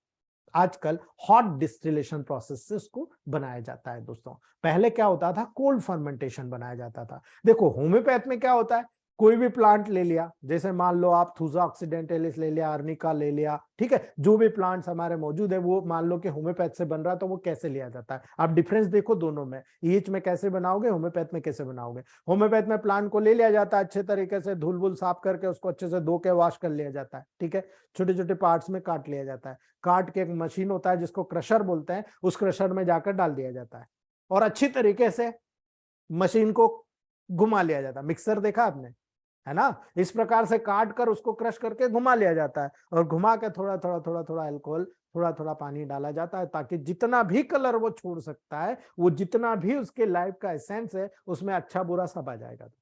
ठीक है, गुड और बैड जितने भी केमिकल्स होते हैं सारे आ जाते हैं, और वहां पर अच्छी तरीके से उसको निकाल कर छान के रख लिया जाता है, और छान कर उसमें अल्कोहल मिला दिया जाता है ताकि खराब ना हो। ठीक है, और दूसरा जो बचा होता है उसको भी उन्होंने अल्कोहल या डिस्टिल वाटर में डाल दिया जाता है कि थोड़ा बहुत और एसेंस निकलेगा, निकाल दिया जाएगा, और उसको बाद में फिर उसमें मिलाकर वो मदर टिंचर बना लिया जाता है। कौन सी विशेष बात है, आप घर पे बना लो, ठीक है, आप घर पे बना लो, कौन सी बड़ी बात है, लेकिन इलेक्ट्रोहोम्योपैथ के बनाने में बहुत डिफिकल्टी है दोस्तों, बहुत सी टेक्निक होती है। पुराने समय में क्या होता था, कोल्ड फर्मेंटेशन होता था। कोल्ड फर्मेंटेशन में 1/4 ब्राउन कलर के ग्लास वाटर लिया जाता था, 1/4 उसमें डिस्टिल वाटर डाल लिया जाता था। जिस प्लांट का आपको कोऑबेशन मेथड से स्पेजरिक बनाना है, उसको छोटे छोटे पार्ट में या पर्टिकुलर ऐसे के ऐसे अच्छे से धो के साफ करके उस प्लांट को उस बॉटल में डाल दिया जाता था। कार्क नहीं लगाया जाता था, ब्लैक कलर का कॉटन का कपड़ा लेकर कॉटन के कपड़े को उसके मुंह पे बांध दिया जाता था, उसको ऐसे अंधेरी कोठरी में छोड़ दिया जाता था, या पलंग के नीचे या पर्टिकुलर जगह पर आप उसको रख दो। 7 to 10 डेज बाद, ज्यादा हिलाना नहीं, 7 to 10 डेज बाद उसको देखा जाता था तो वो अंकुरित हो जाता था, उसको निकाल दिया जाता था, उसी प्लांट के दूसरे पार्ट को वहां पर डाल दिया जाता था। इसी प्रकार से कंटिन्यू किया जाता था। After 2.5 month or 3 month there is collection of a crude essence. ठीक है, बहुत लंबी प्रोसेस होती है, बहुत सारे प्लांट्स लाना पड़ते हैं, बहुत सारी प्रोसेसेस हमको करना पड़ती है, हर 7 से 10 दिन में प्लांट चेंज करना पड़ता है क्योंकि वो सड़ने लगता है। प्लांट ने अपने जीवन में जितना भी तत्व प्राप्त किया था इस प्रोसेस से विदाउट एनी टॉक्सिक मटेरियल, सारे प्लांट का एक्सट्रैक्ट अपनी जीवन की पूरी लाइफ फोर्स, पूरा आउट फोर्स, जो भी एंजाइम, हार्मोन, प्रोटीन आप मान लो, विटामिन मान लो, सारा वो उस क्रूड एसेंस में छोड़ देता था दोस्तों। ये ओरिजिनल प्रोसेस होती थी जिससे इलेक्ट्रोहोम्योपैथ का मेडिसिन बनाया जाता था, लेकिन आजकल तो उसका पता नहीं है दोस्तों। ठीक है, मैं आज भी बनाता हूं, आपको भी सिखा दिया मैंने कैसे बनाते हैं दोस्तों। ठीक है, आपको अगर देखना है मैं आपको बहुत सिंपल से वे में भी बता सकता हूं, बहुत कम क्वांटिटी बनाना, क्वांटिटी का भी बता सकता हूं दोस्तों। याद रखना, मैंने अभी डॉक्टर चमन सर को बताया वो टेक्निक हैदराबाद से, और वो उस टेक्निक पे काम कर रहे हैं, और बहुत जल्दी हम लोग 98 प्लांट्स के क्रूड एसेंस को हम लोग बना लेंगे इलेक्ट्रोहोम्योपैथ में, जो कोल्ड फर्मेंटेशन के लेवल पर काम है। हमारे ग्रुप के काफी मेंबर और भी है, पर्सनली वो अपने महत्व से काम कर रहे हैं, कोई दिक्कत नहीं है दोस्तों, करते रहिए।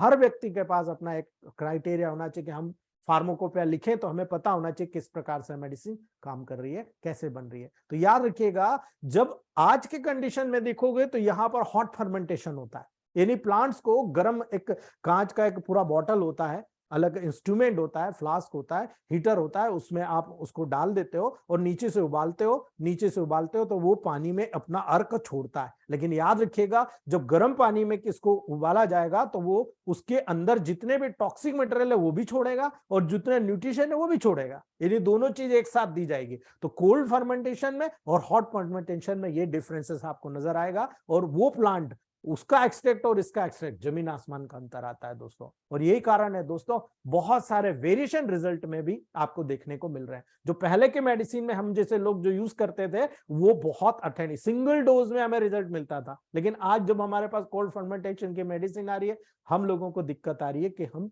पहले जैसा रिजल्ट नहीं ले पाते थे। लेकिन अब फिर से कुछ चेंजेस हुए हैं, और उन चेंजेस के अकॉर्डिंग जो मेडिसिन हमें प्रोवाइड की जा रही है उसमें बहुत अच्छा रिजल्ट मिल रहा है। तो जब स्पेजरिक वर्ड का यहाँ यूज हुआ तो ये ग्रीक वर्ड होता है दोस्तों, इसका मन होता है स्पाओ, SPAO, स्पाओ, और एजीरियो, AGEIRO। स्पाओ का मतलब होता है दोस्तों यहाँ पर आकर्षित करना, अपनी तरफ आकर्षित करना, और एजीरियो का मतलब होता है साथ में लेकर, कॉम्प्लेक्स बनाकर, संयुक्त करके शामिल होना। यानी ये दोनों कॉन्सेप्ट पूरा जेन्यून और ऑथेंटिकल वर्क पर आधारित है दोस्तों। इसीलिए केमिकल साइंस में इसको वहां पर एल्कीमी के रूप में जाना जाता है। यानी स्पेजरिक के प्लांट के सेपरेशन को कहते हैं दोस्तों, जिसमें डिफरेंट कंपाउंड्स को प्यूरिफाई करके साफ करने के प्रोसेस को प्यूरिफिकेशन कहते हैं, और इसमें रिकॉम्बिनेशन करते हैं, यानी यहां पर अलग अलग पार्ट में डिवाइड करते हैं, निकालते हैं और फिर उसको रिकॉम्बिनेशन करते हैं, और इस प्रोसेस को कहते हैं दोस्तों जिसके द्वारा एक स्पेजरिक एसेंस का प्रिपरेशन किया जाता है। यानी जो भी प्लांट आपको स्पेजरिक एसेंस को निकालना है उसको कलेक्ट कर लो आप, कलेक्ट करके आपको 3 प्रोसेस करना है, 3 कंपोनेंट्स में तोड़ना है। एक होता है डिस्टिलेट, जो डिस्टिलेशन प्रोसेस के कारण जो बनता है उसको हम बोलते हैं इसेंशियल ऑयल। ठीक है, वो जो निकलता है वो ऑयल के रूप में निकलता है, उसको बोलते हैं इसेंशियल ऑयल। दूसरा जो पार्ट होता है उसको बोलते हैं एल्कोहलिक, यानी एल्कोहलिक एक्सट्रैक्ट, और तीसरा होता है कैल्सिनेट, यानी मिनरल्स। आपको याद होना चाहिए दोस्तों, हमारी बॉडी में 18 माइक्रोन्यूट्रिएंट्स की जरूरत होती है, उसमें सल्फर, मर्क्यूरी और साल्ट भी होता है। याद रख लेना मेरी बात को, सल्फर, मर्क्यूरी और साल्ट होते हैं 3 चीज जो इन 18 माइक्रोन्यूट्रिएंट्स में नेसेसरी होते हैं। ठीक है, इसलिए याद रखना, इन तीनों एक्टिव इंग्रेडिएंट्स जो यहां पर आपने कंपोनेंट्स निकाला है ये अलग अलग निकलेगा, और जब अलग अलग निकलेगा बाद में इनको फिर से मिला दिया जाएगा दोस्तों। इसे हम हीलिंग प्रिपरेशन या स्पेजरिक एसेंशन ऑफ इलेक्ट्रोहोम्योपैथी के नाम से जानते हैं। लेकिन स्पेजरिक मेडिसिन एक प्राकृतिक मेडिसिन है दोस्तों, जो 500 साल का पुराना इतिहास है दोस्तों। ठीक है, पैरासाइल्सिस का, लेकिन मैटी जी ने उनसे उधार ले लिया, क्योंकि उनका ये किसी ने अडॉप्ट नहीं किया। 19th सेंचुरी तक किसी को भी नहीं पता था कि ये होता था। ठीक है, वो बना के गए, भूल गए, उसके बाद किसी ने यूज नहीं किया, वहां से मैटी जी ने ले लिया। और मैटी जी ने जब पैरासाइल्स के फेमस स्विस फिजिशियन थे दोस्तों, फिलोसोफर थे, एल्केमिस्ट थे, जो स्पेजरिक एसेंस के फाउंडर के नाम से जाने जाते हैं दोस्तों। आज भी जितनी पुरानी केमिस्ट्री की किताबें हैं वहां पर उनका आज भी अध्याय मिलता है दोस्तों। इसीलिए वहां पर जब उन्होंने 19th सेंचुरी में जब उनको बिल्कुल भुला दिया गया था, कोई भी याद नहीं करता है दोस्तों, आज भी कोई भी याद नहीं करता उनको। लेकिन दोस्तों लास्ट सेंचुरी आते आते डॉक्टर इटालियन साइंटिस्ट हमारे काउंट सीजर मैटी जी ने 1809 बेलोग्ना और 1896 में जब उनकी डेथ हुई थी, इलेक्ट्रोहोम्योपैथी सिस्टम को बहुत सारे मेजरमेंट को इन्वेंट कर दिया था दोस्तों, लेकिन फॉरेन के लोगों से बहुत ज्यादा अछूता रह गया।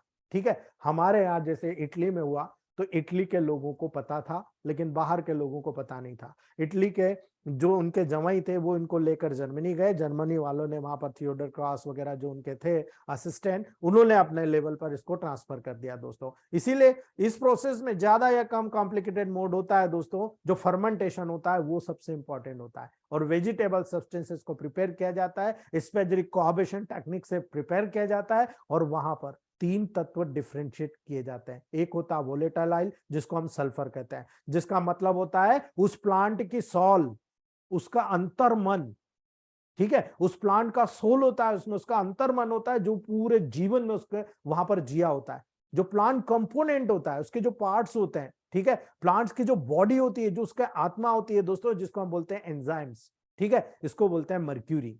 मर्क्यूरी में वो एंजाइम्स पाए जाते हैं दोस्तों। ठीक है, और साल्ट का मतलब होता है दोस्तों प्लांट का जो पर्टिकुलर नेचुरल एल्कलाइन पार्ट होता है, क्षारीय पार्ट होता है, उसको हम बोलते हैं दोस्तों साल्ट। ठीक है, यानी यहां पर आपने क्या निकाला, सल्फर निकाला, मर्क्यूरी निकाला, साल्ट निकाला, फिर से उनको मिला दिया। ठीक है, याद रखिएगा बेसिस ऑफ इलेक्ट्रोहोम्योपैथ मेडिसिन यही है कि इलेक्ट्रोहोम्योपैथी प्लांट्स के एक्सट्रैक्शन के बेस के आधार पर इसी मेडिसिन का सिस्टम को प्रिपेयर किया गया है। यानी आप जब रिपीटेड डिस्टिलेशन प्रोसेस के साथ जब बार बार उसको सेपरेशन करते हैं, उनको रीसक्सिफिकेशन करते हैं, रीयूनिफिकेशन करते हैं दोस्तों, इसी प्रिंसिपल के माध्यम से आप मेडिसिनल वैल्यू बनाते हैं, साइंटिफिक वैल्यू बनाते हैं, साइंटिफिक टर्म बनाते हैं, और उसी को हम बोलते हैं आपका स्पेजरिक कोऑर्बिनेशन टेक्निक। याद रख लेना दोस्तों। और इसीलिए जब ये स्पेजरिक कोऑर्बिनेशन टेक्निक आप बना लेते हैं, तब वहां पर निकल के आता है कि चलो ठीक है, ये स्पेजरिक एसेंस आपने प्रिपेयर कर दिया इलेक्ट्रोहोम्योपैथ टेक्निक से। लेकिन आप ये बताइए कि इलेक्ट्रोहोम्योपैथी का प्रिंसिपल कैसे बनाया आपने, आपसे पूछा गया है ये।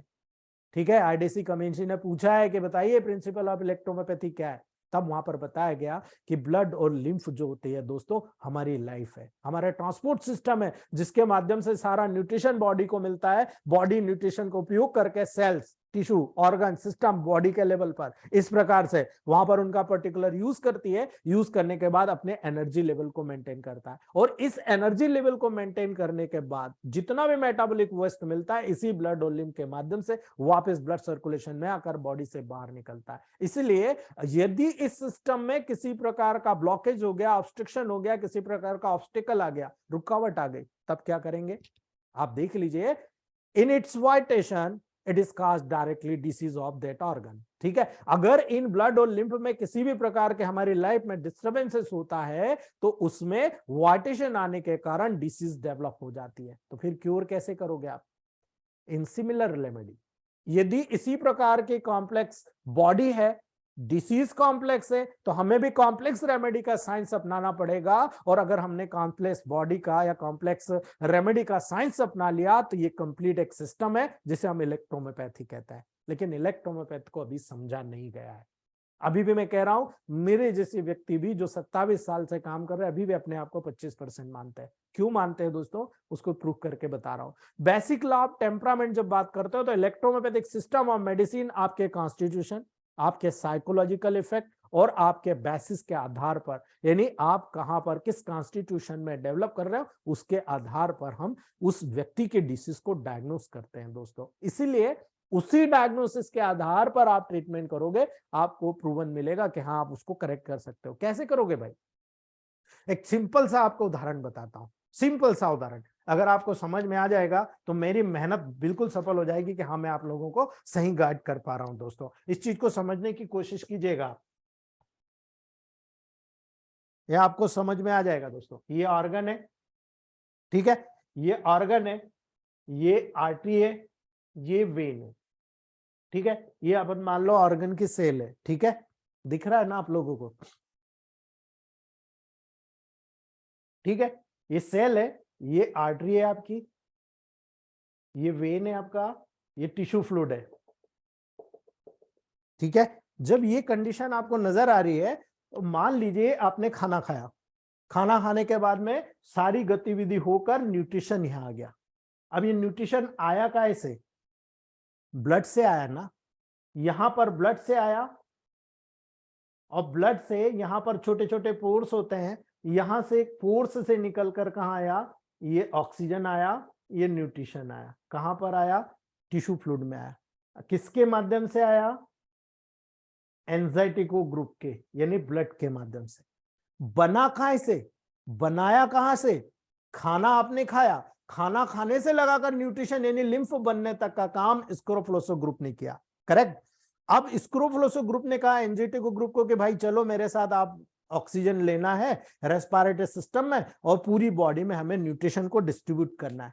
ठीक है, तो ब्लड ने कहा ठीक है मैं तैयार हूं। तो यहां पर आपने स्क्रोफलोसो एंजाइटिको दोनों का रोल ले लिया। करेक्ट। आपने जब स्क्रोफलोसो का रोल लिया, एंजाइटिको का रोल लिया, यहां पर टिश्यू फ्लूइड के लेवल पर आया और टिश्यू फ्लूइड से जब आपने सेल के अंदर भेजा तो आपने केवल एंजाइटिको के मदद से टिश्यू फ्लूइड में डाल दिया, लेकिन टिश्यू फ्लूइड से अंदर नहीं गया। अंदर भेजने के लिए लिम्फेटिको ग्रुप के मेडिसिन की जरूरत पड़ी। आपने इस लिम्फेटिको ग्रुप के माध्यम से यानी ये लिम्फेटिको मेडिसिन के माध्यम से सेल के अंदर न्यूट्रिशन भेजा, ऑक्सीजन भेजा। सेल के अंदर ऑक्सीजन गया, न्यूट्रिशन गया, उसने उपयोग किया, मेटाबॉलिक प्रोसेस की। मेटाबॉलिक प्रोसेस होगी तो एक सिंगल सेल में थोड़ी होगी, है ना, ऐसी कई सेल होगी। ये तो मैं एक सिंपल वे में बता रहा हूं कि एक सेल में हुआ तो ऐसी कई सेल में होगा यानी टिश्यू में होगा। ऐसे कई टिश्यू मिलकर ऑर्गन बनाएंगे तो ऑर्गन में होगा। ऑर्गन कई मिलकर सिस्टम बनाते हैं तो सिस्टम में होगा, और सिस्टम में होता बॉडी में होगा। ये पूरा फंक्शन यहां से रिलेटेड होता है। जब यहां पर ऑक्सीडेशन हुआ, पूरा वर्क हुआ, सेल ने अपना न्यूट्रिशन करके अपना काम पूरा किया, अपनी एनर्जी को मेंटेन किया। एनर्जी मेंटेन करने के आगे क्या हो रहा मैं बता रहा हूं, डिसीज कैसे डेवलप हो रही है, याद रख लेना। जब यहां पर सारी प्रोसेस हो गई, ये बना वेस्टेज मटेरियल। अब ये वेस्टेज मटेरियल कहां आ गया, टिश्यू फ्लूइड में आ गया। ठीक है, ये कौन लेकर आया, लिम्फेटिको लेकर आया। आपको मेडिसिन भी सिखा रहा हूं कि मेडिसिन कैसे वर्क कर रही है। कल मैं इसका पूरा साइंस बताऊंगा तो आपको क्लियर नजर आ जाएगा कि वाकई में कैसा काम कर रहा है। ठीक है, ये लिम्फेटिको ग्रुप के लेवल पर आया और लिम्फेटिको ग्रुप ने इसको यहां से ब्लड में डाल दिया। किसके माध्यम से, एंजाइटिको ग्रुप के माध्यम से।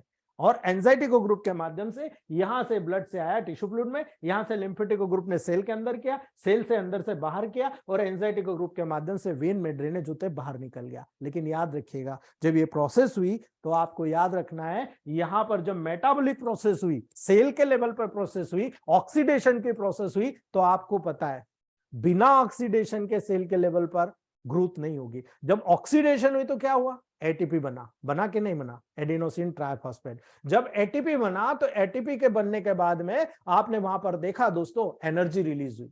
लेकिन आपको पता है एनर्जी रिलीज होने के बाद में फ्री रेडिकल्स भी रिलीज होता है।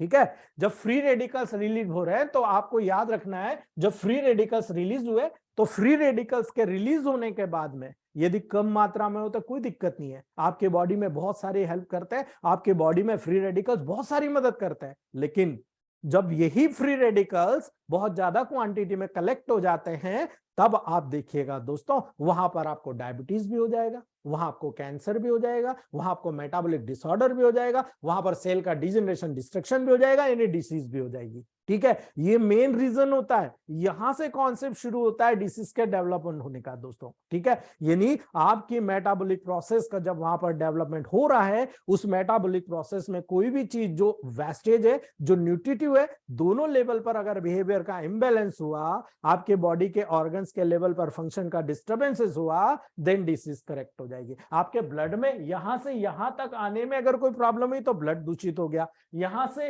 यहां अंदर और अंदर से बाहर आने में अगर कोई प्रॉब्लम हुई तो लिम्फ दूषित हो गया। इसीलिए आप देखिएगा vitiation of lymph and blood is the causes of disease. ये मैटी जी का सिद्धांत इस डायग्राम से प्रूफ होता है, और यही डायग्राम जब प्रूफ कर रहा है, इसी कॉम्प्लेक्स रेमेडी का उपयोग करके जब हम यहां पर यूज करते हैं, तभी हमें दोस्तों बहुत ही परफॉर्म रिजल्ट, जो बेस्ट रिजल्ट का अप्रोच होता है, वो हमें यहां पर दोस्तों देखने को मिलता है। और यही कारण है जब हमारी टेबल प्रैक्टिस जो मर्ज होती है, इसी के ऊपर डिपेंड करती है। कल मैं इस चीज को, आज हमारा टाइम कॉफी हो गया, कल मैं इसी चीज को आपको प्रूफ करके बताऊंगा, आपको रेमेडीज के माध्यम से सिलेक्ट करके बताऊंगा। अभी 5 मिनट है, मैं आपको एक चीज सिलेक्ट करके बता देता हूं, तो आपको खुद को समझ में आ जाएगा कि मैं क्या कहना चाहता हूं। दोस्तों मेरा कॉन्सेप्ट बिल्कुल क्लियर है, आपका कॉन्सेप्ट भी क्लियर होना चाहिए। जब आपका कॉन्सेप्ट क्लियर हो जाएगा ना, तो मैं समझ जाऊंगा कि मेरी मेहनत सफल हो गई।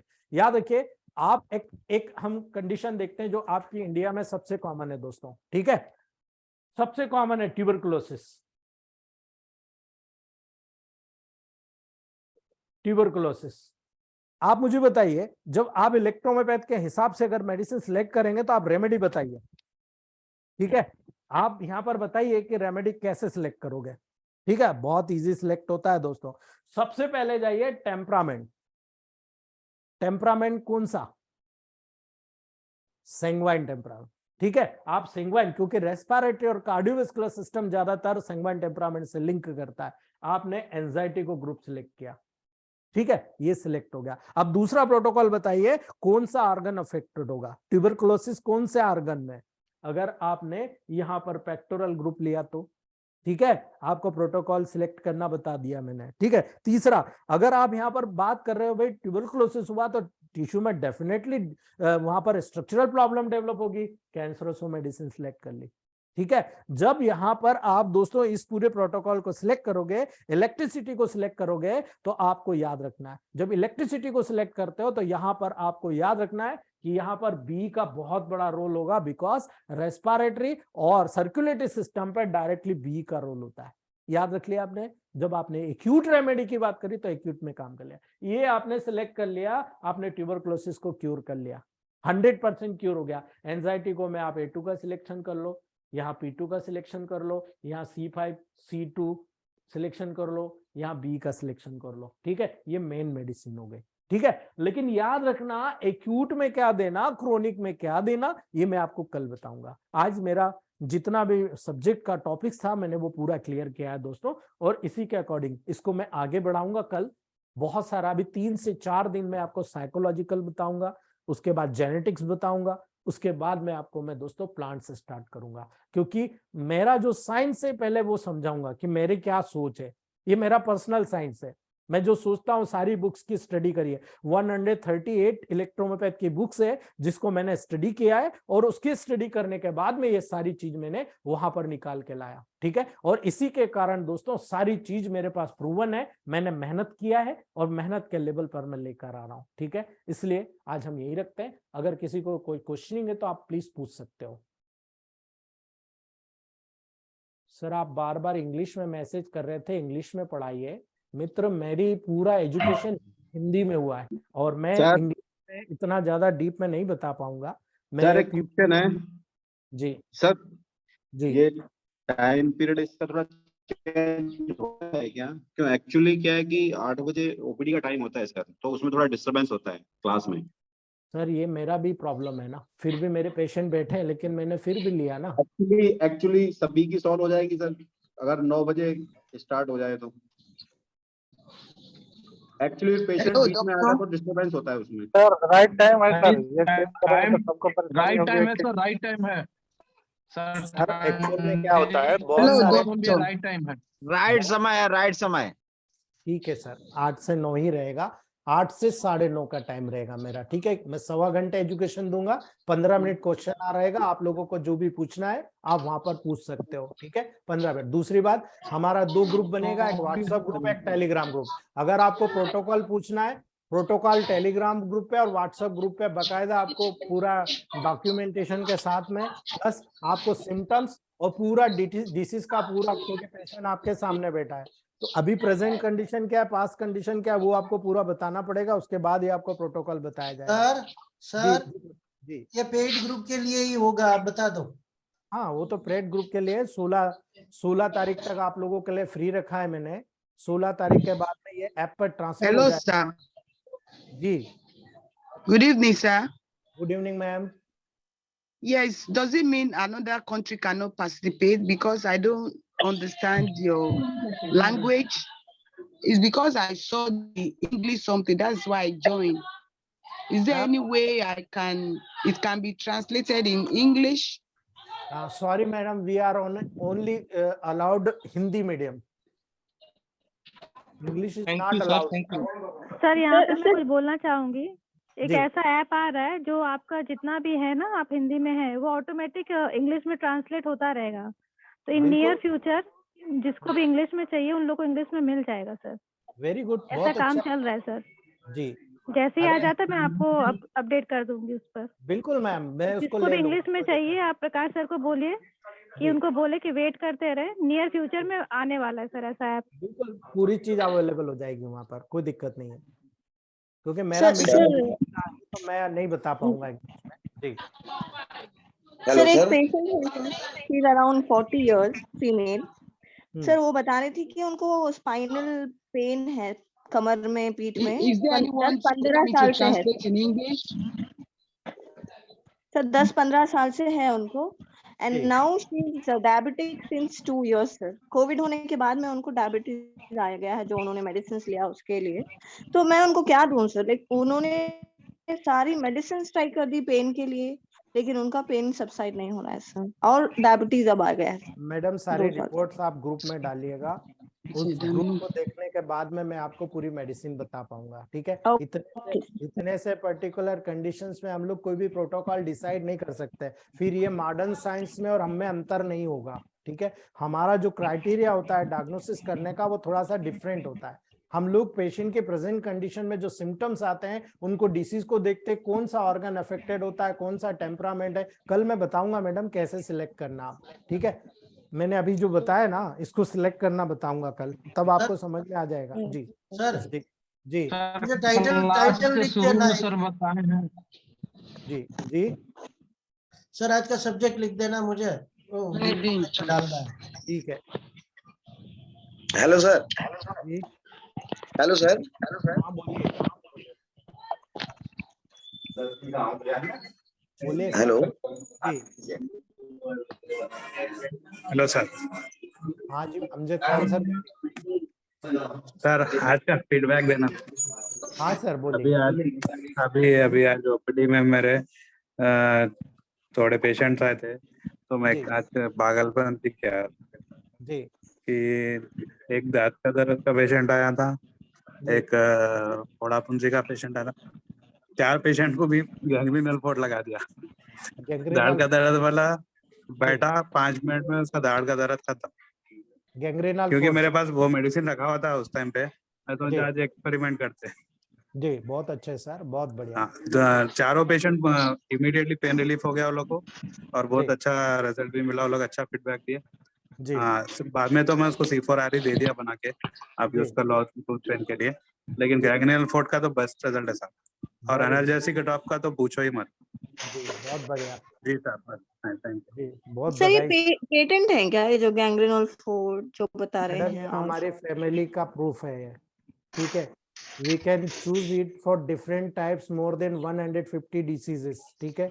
प्लस कैंसर का रामबाण प्रोडक्ट है ये हमारा, हमारी एज फैमिली मेंबर, आप आगे सब आपको बताया जाएगा, सारी चीज प्रूफ के साथ बताई जाएगी। वी आर ओबेसिट्रॉन से हेलो सर। बैंगलोर सेमिनार के बाद ओबेसिट्रॉन से मेरे खुद के 6.5 किलो वेट उतर गया। वेरी गुड सर, बहुत बहुत बधाई अमजद खान सर, बहुत बहुत बधाई आपको। Sir good sir evening. आपने कहा था ना नेक्स्ट टाइम आए तो पेट कम करके आना। जी बिल्कुल सर, बहुत बहुत बधाई सर। सर थोड़ा Thank you so much. Slowly है कि नहीं समझाने का प्रयास करें सर, क्योंकि बहुत फास्ट होने की वजह से कभी कभी है कि नहीं नोट भी नहीं कर सकते और समझ भी नहीं आता सर, इसलिए स्लोली तो समझाने का प्रयास करें सर। अजीत सर, अगर मैं धीरे धीरे चलूंगा तो आप मुझे बता दीजिए, फिजियोलॉजी, एनाटॉमी, पैथोलॉजी कितना वास्ट सब्जेक्ट है। हाँ सर, बहुत बहुत बहुत बहुत बड़ा है। और मैं डेली एक डिसीज आपको पढ़ाऊंगा, एक प्लांट पढ़ाऊंगा, उसके साथ फिलोसफी बताऊंगा, रोजाना 3 घंटे चाहिए, ठीक है। बराबर है सर, मैं समझ सकता हूँ सर ये हम बाद में भी सुन ले सकते हैं सर, रिकॉर्डिंग तो ऑलरेडी रहेगा, जिसको नहीं समझ में आता ये तो अभी सबके लिए ऐप में आपको 10 मिनट बाद ही रिकॉर्डिंग डल जाता है, जब ऐप में डालेंगे ना हम 10 मिनट के बाद रिकॉर्डिंग हो जाएगा, आप उसको सुन लीजिए, दूसरे दिन डाउट क्लियर कर लीजिए। Okay okay sir, thank you sir, thank you. Sir medicine class के शुरू में सर बताए थे मोटापा के लिए कुछ जी। सर क्लास की स्टार्टिंग में बताए थे मोटापा के लिए कुछ H2L1 और जी वो सारी चीज बताई जाएगी सर, धीरे धीरे करके सारा प्रूफ के साथ बताया जाएगा।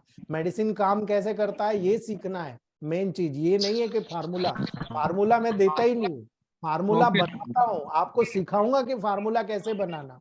हमें पेटेंट यूज नहीं करना, आप खुद पेटेंट बनाओ। आप मैं आपसे मुंह से सिलवाऊंगा, 16 महीने के बाद आप खुद बनाएंगे कि सर ये देखो मैंने ये पेटेंट बनाया और आज इसका मैंने रिजल्ट लिया, ठीक है सर ये फैब्रिकेशन बनाने के लिए प्लांट कहाँ से मिल सकते हैं सब?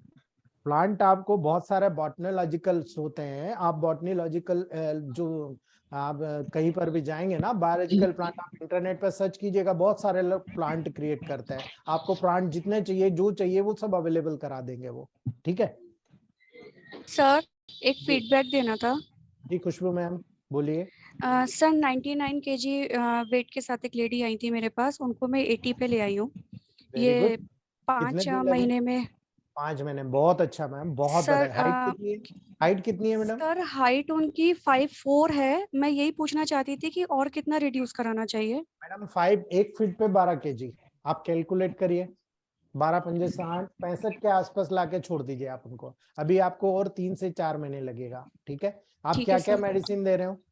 सर ओबेसिट्रान दे रही हूँ, लिवर ड्रॉप दे रही हूँ, और S6C6L1YB, ठीक है, और सर फैट मेटाबोलाइजर पिल्स। आप C4L1 200 ऐड कर सर दीजिए। ये भी दे रही हूँ। बिल्कुल, आप उसके साथ C5 की ग्लोबल्स ऐड कर दीजिए, ओके सिंगल। सर। ठीक है, आप देखो और 2 किलो वजन हर महीने बढ़ जाएगा, 5 किलो वजन हर महीने जाएगा। आप करके देखिए। सर मैंने एक चीज नोटिस और की इस चीज में, मैंने दूसरे पेशेंट पे भी वेट लॉस पे काम किया था। उनको 3 kg वेट लॉस होने पे ही उनको वीकनेस शुरू हो गई थी, क्योंकि जी। मैंने उनको S6C6 वाला मैं नहीं दिया था। हाँ। और इनके साथ जब मैंने काम किया था तब मैंने इनको S6C6 वाला दिया था, क्योंकि मुझे ये क्लियर नहीं था कि ये सिर्फ, मैं समझती थी कि एडेमा और किडनी के लिए ही इफेक्टिव है, इसलिए इनको दिया था मैंने। बिल्कुल। पर अब पता चला जो आपकी लास्ट 4 क्लास हुई कि ये जो है वेट लॉस पे इनको वीकनेस इसलिए नहीं आई क्योंकि ये मेडिसिन दी थी, और उनको वीकनेस इसलिए आई कि मैंने ये ऐड नहीं किया था। देखिए आपने यहाँ पर क्या किया है पता है? आपने कैल्शियम को बैलेंस कर दिया, मिनरलाइजेशन कैपेसिटी को बैलेंस कर दिया, यानी S6C6L1Y भी दिया, तो इसने क्या करा? इलेक्ट्रोलाइट को बैलेंस कर दिया। ठीक है, और यस उसी सर। के कारण आप देखो वीकनेस नहीं आया। आपने यस सर, डेफिनेटली। बहुत, खुशबू मैडम हेड्स ऑफ है, आपने बहुत बारीक चीज पकड़ी है, मजा आ गया, बहुत बढ़िया। Thank you sir. मैडम इसके यार, साथ ओबेसिट्रॉन से अच्छा रिजल्ट मिलेगा जिसको वीकनेस लग रही है उसको। जी यस सर। मैडम ने जो बताया कि इनको वीकनेस लग रही है जिनको, उसके पास उसके साथ में C5 के MMP देंगे तो बहुत अच्छा रिजल्ट मिलेगा, वीकनेस भी नहीं लगेगी उनको। 100%, इसलिए मैंने उनको कहा 100% रिजल्ट आएगा। आप बस हर चीज को यूज करते जाइए। प्रैक्टिकल हम जब भी सीखते हैं, जब हम लोग बेसिक चीज को लेवल पर आते हैं। अगर हम अप एंड डाउन करेंगे ना तो रिजल्ट नहीं आएगा, लेकिन उसको कंटिन्यू रखेंगे तो 100% रिजल्ट मिलेगा। ठीक है सर, अगर यहाँ मल्टीविटामिन 1 ऐड कर दिया जाए तो क्लियर हो जाएगा, सब बैलेंस हो जाएगा। जी सर, मल्टीविटामिन 1 से सर सब बैलेंस हो सकता है सर, इसमें सब कुछ भी है, 6 भी है, C5 भी है। सर बिल्कुल हो सकता है, लेकिन याद रखो उसमें F1RE मिला हुआ है अजय सर। हाँ ये तो है सर। आवाज बड़ी कट रही। हाँ, वहां पर F1RE मिला हुआ है ना, इसलिए थोड़ा सा जी। ओबेसिट्रॉन का फार्मूला जो है सर आपने जो दिया हुआ है वो हाइपरटेंशन में भी बहुत जोरदार काम करता है। मैंने बहुत सारे लोगों की गोलियां छोड़ी सर। बिल्कुल, क्यों छूट रही है? देखो ज्ञानेश्वर सर, वो मेटाबॉलिक डिसऑर्डर को दूर कर रहा है ना। Yes sir, yes sir. हाँ, ये मेन कारण है। अब आप देखो, मैंने आपको कहा ना कि S2 लीवर पे काम करता है, मानते हो या नहीं मानते इस बात को? Yes sir, yes sir. ना, तो हमने उस चीज को प्रूव कर दिया है कि S5 से ज्यादा बेटर काम S2 करता है लीवर पे। हमने उस चीज को यस सर, बिल्कुल। ठीक है, बिल्कुल बिल्कुल। बहुत बढ़िया। हेलो सर, नमस्कार। Thank you ji hello. हाँ सर, मैं वेस्ट बंगाल से सपन खान बोल रहा हूँ सर। हाँ सर जी। हाँ सर, आप मुझे हाइपरथायराइड के लिए, हेलो सर जी जी, हाइपरथायराइड के लिए अक्टूबर महीने में 3-4 प्रोटोकॉल दिए थे मेरे खुद मेरे के लिए जी। ऐसा S2C3L2Y-D10 और C2B10 डाइल्यूशन और A2C13F2 और WE-D4 में एक्सटर्नल यूज करने के लिए और ऑर्गेनो बूस्टर C3D9 में जी। तो 2 महीना अब चलाया, अच्छा महसूस हो रहा है अभी।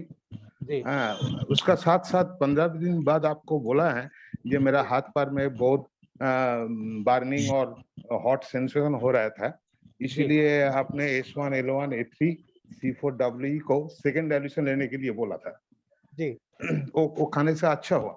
लेकिन जब मौसम चेंज हो रहा है तो मेरा ठंडे लगने की आदत है, कभी सीने में म्यूकस जमा होता, सांस लेने से दिक्कत हो रहा था, इसीलिए मैं S10 P4 B को D4 से ग्लोबल ले रहा है 3-4 बार। यही ले रहा, शुरू किया अभी। कभी कभी वो म्यूकस आ रहा है, ऐसे क्या करूँ अभी सर, ठीक है कि नहीं?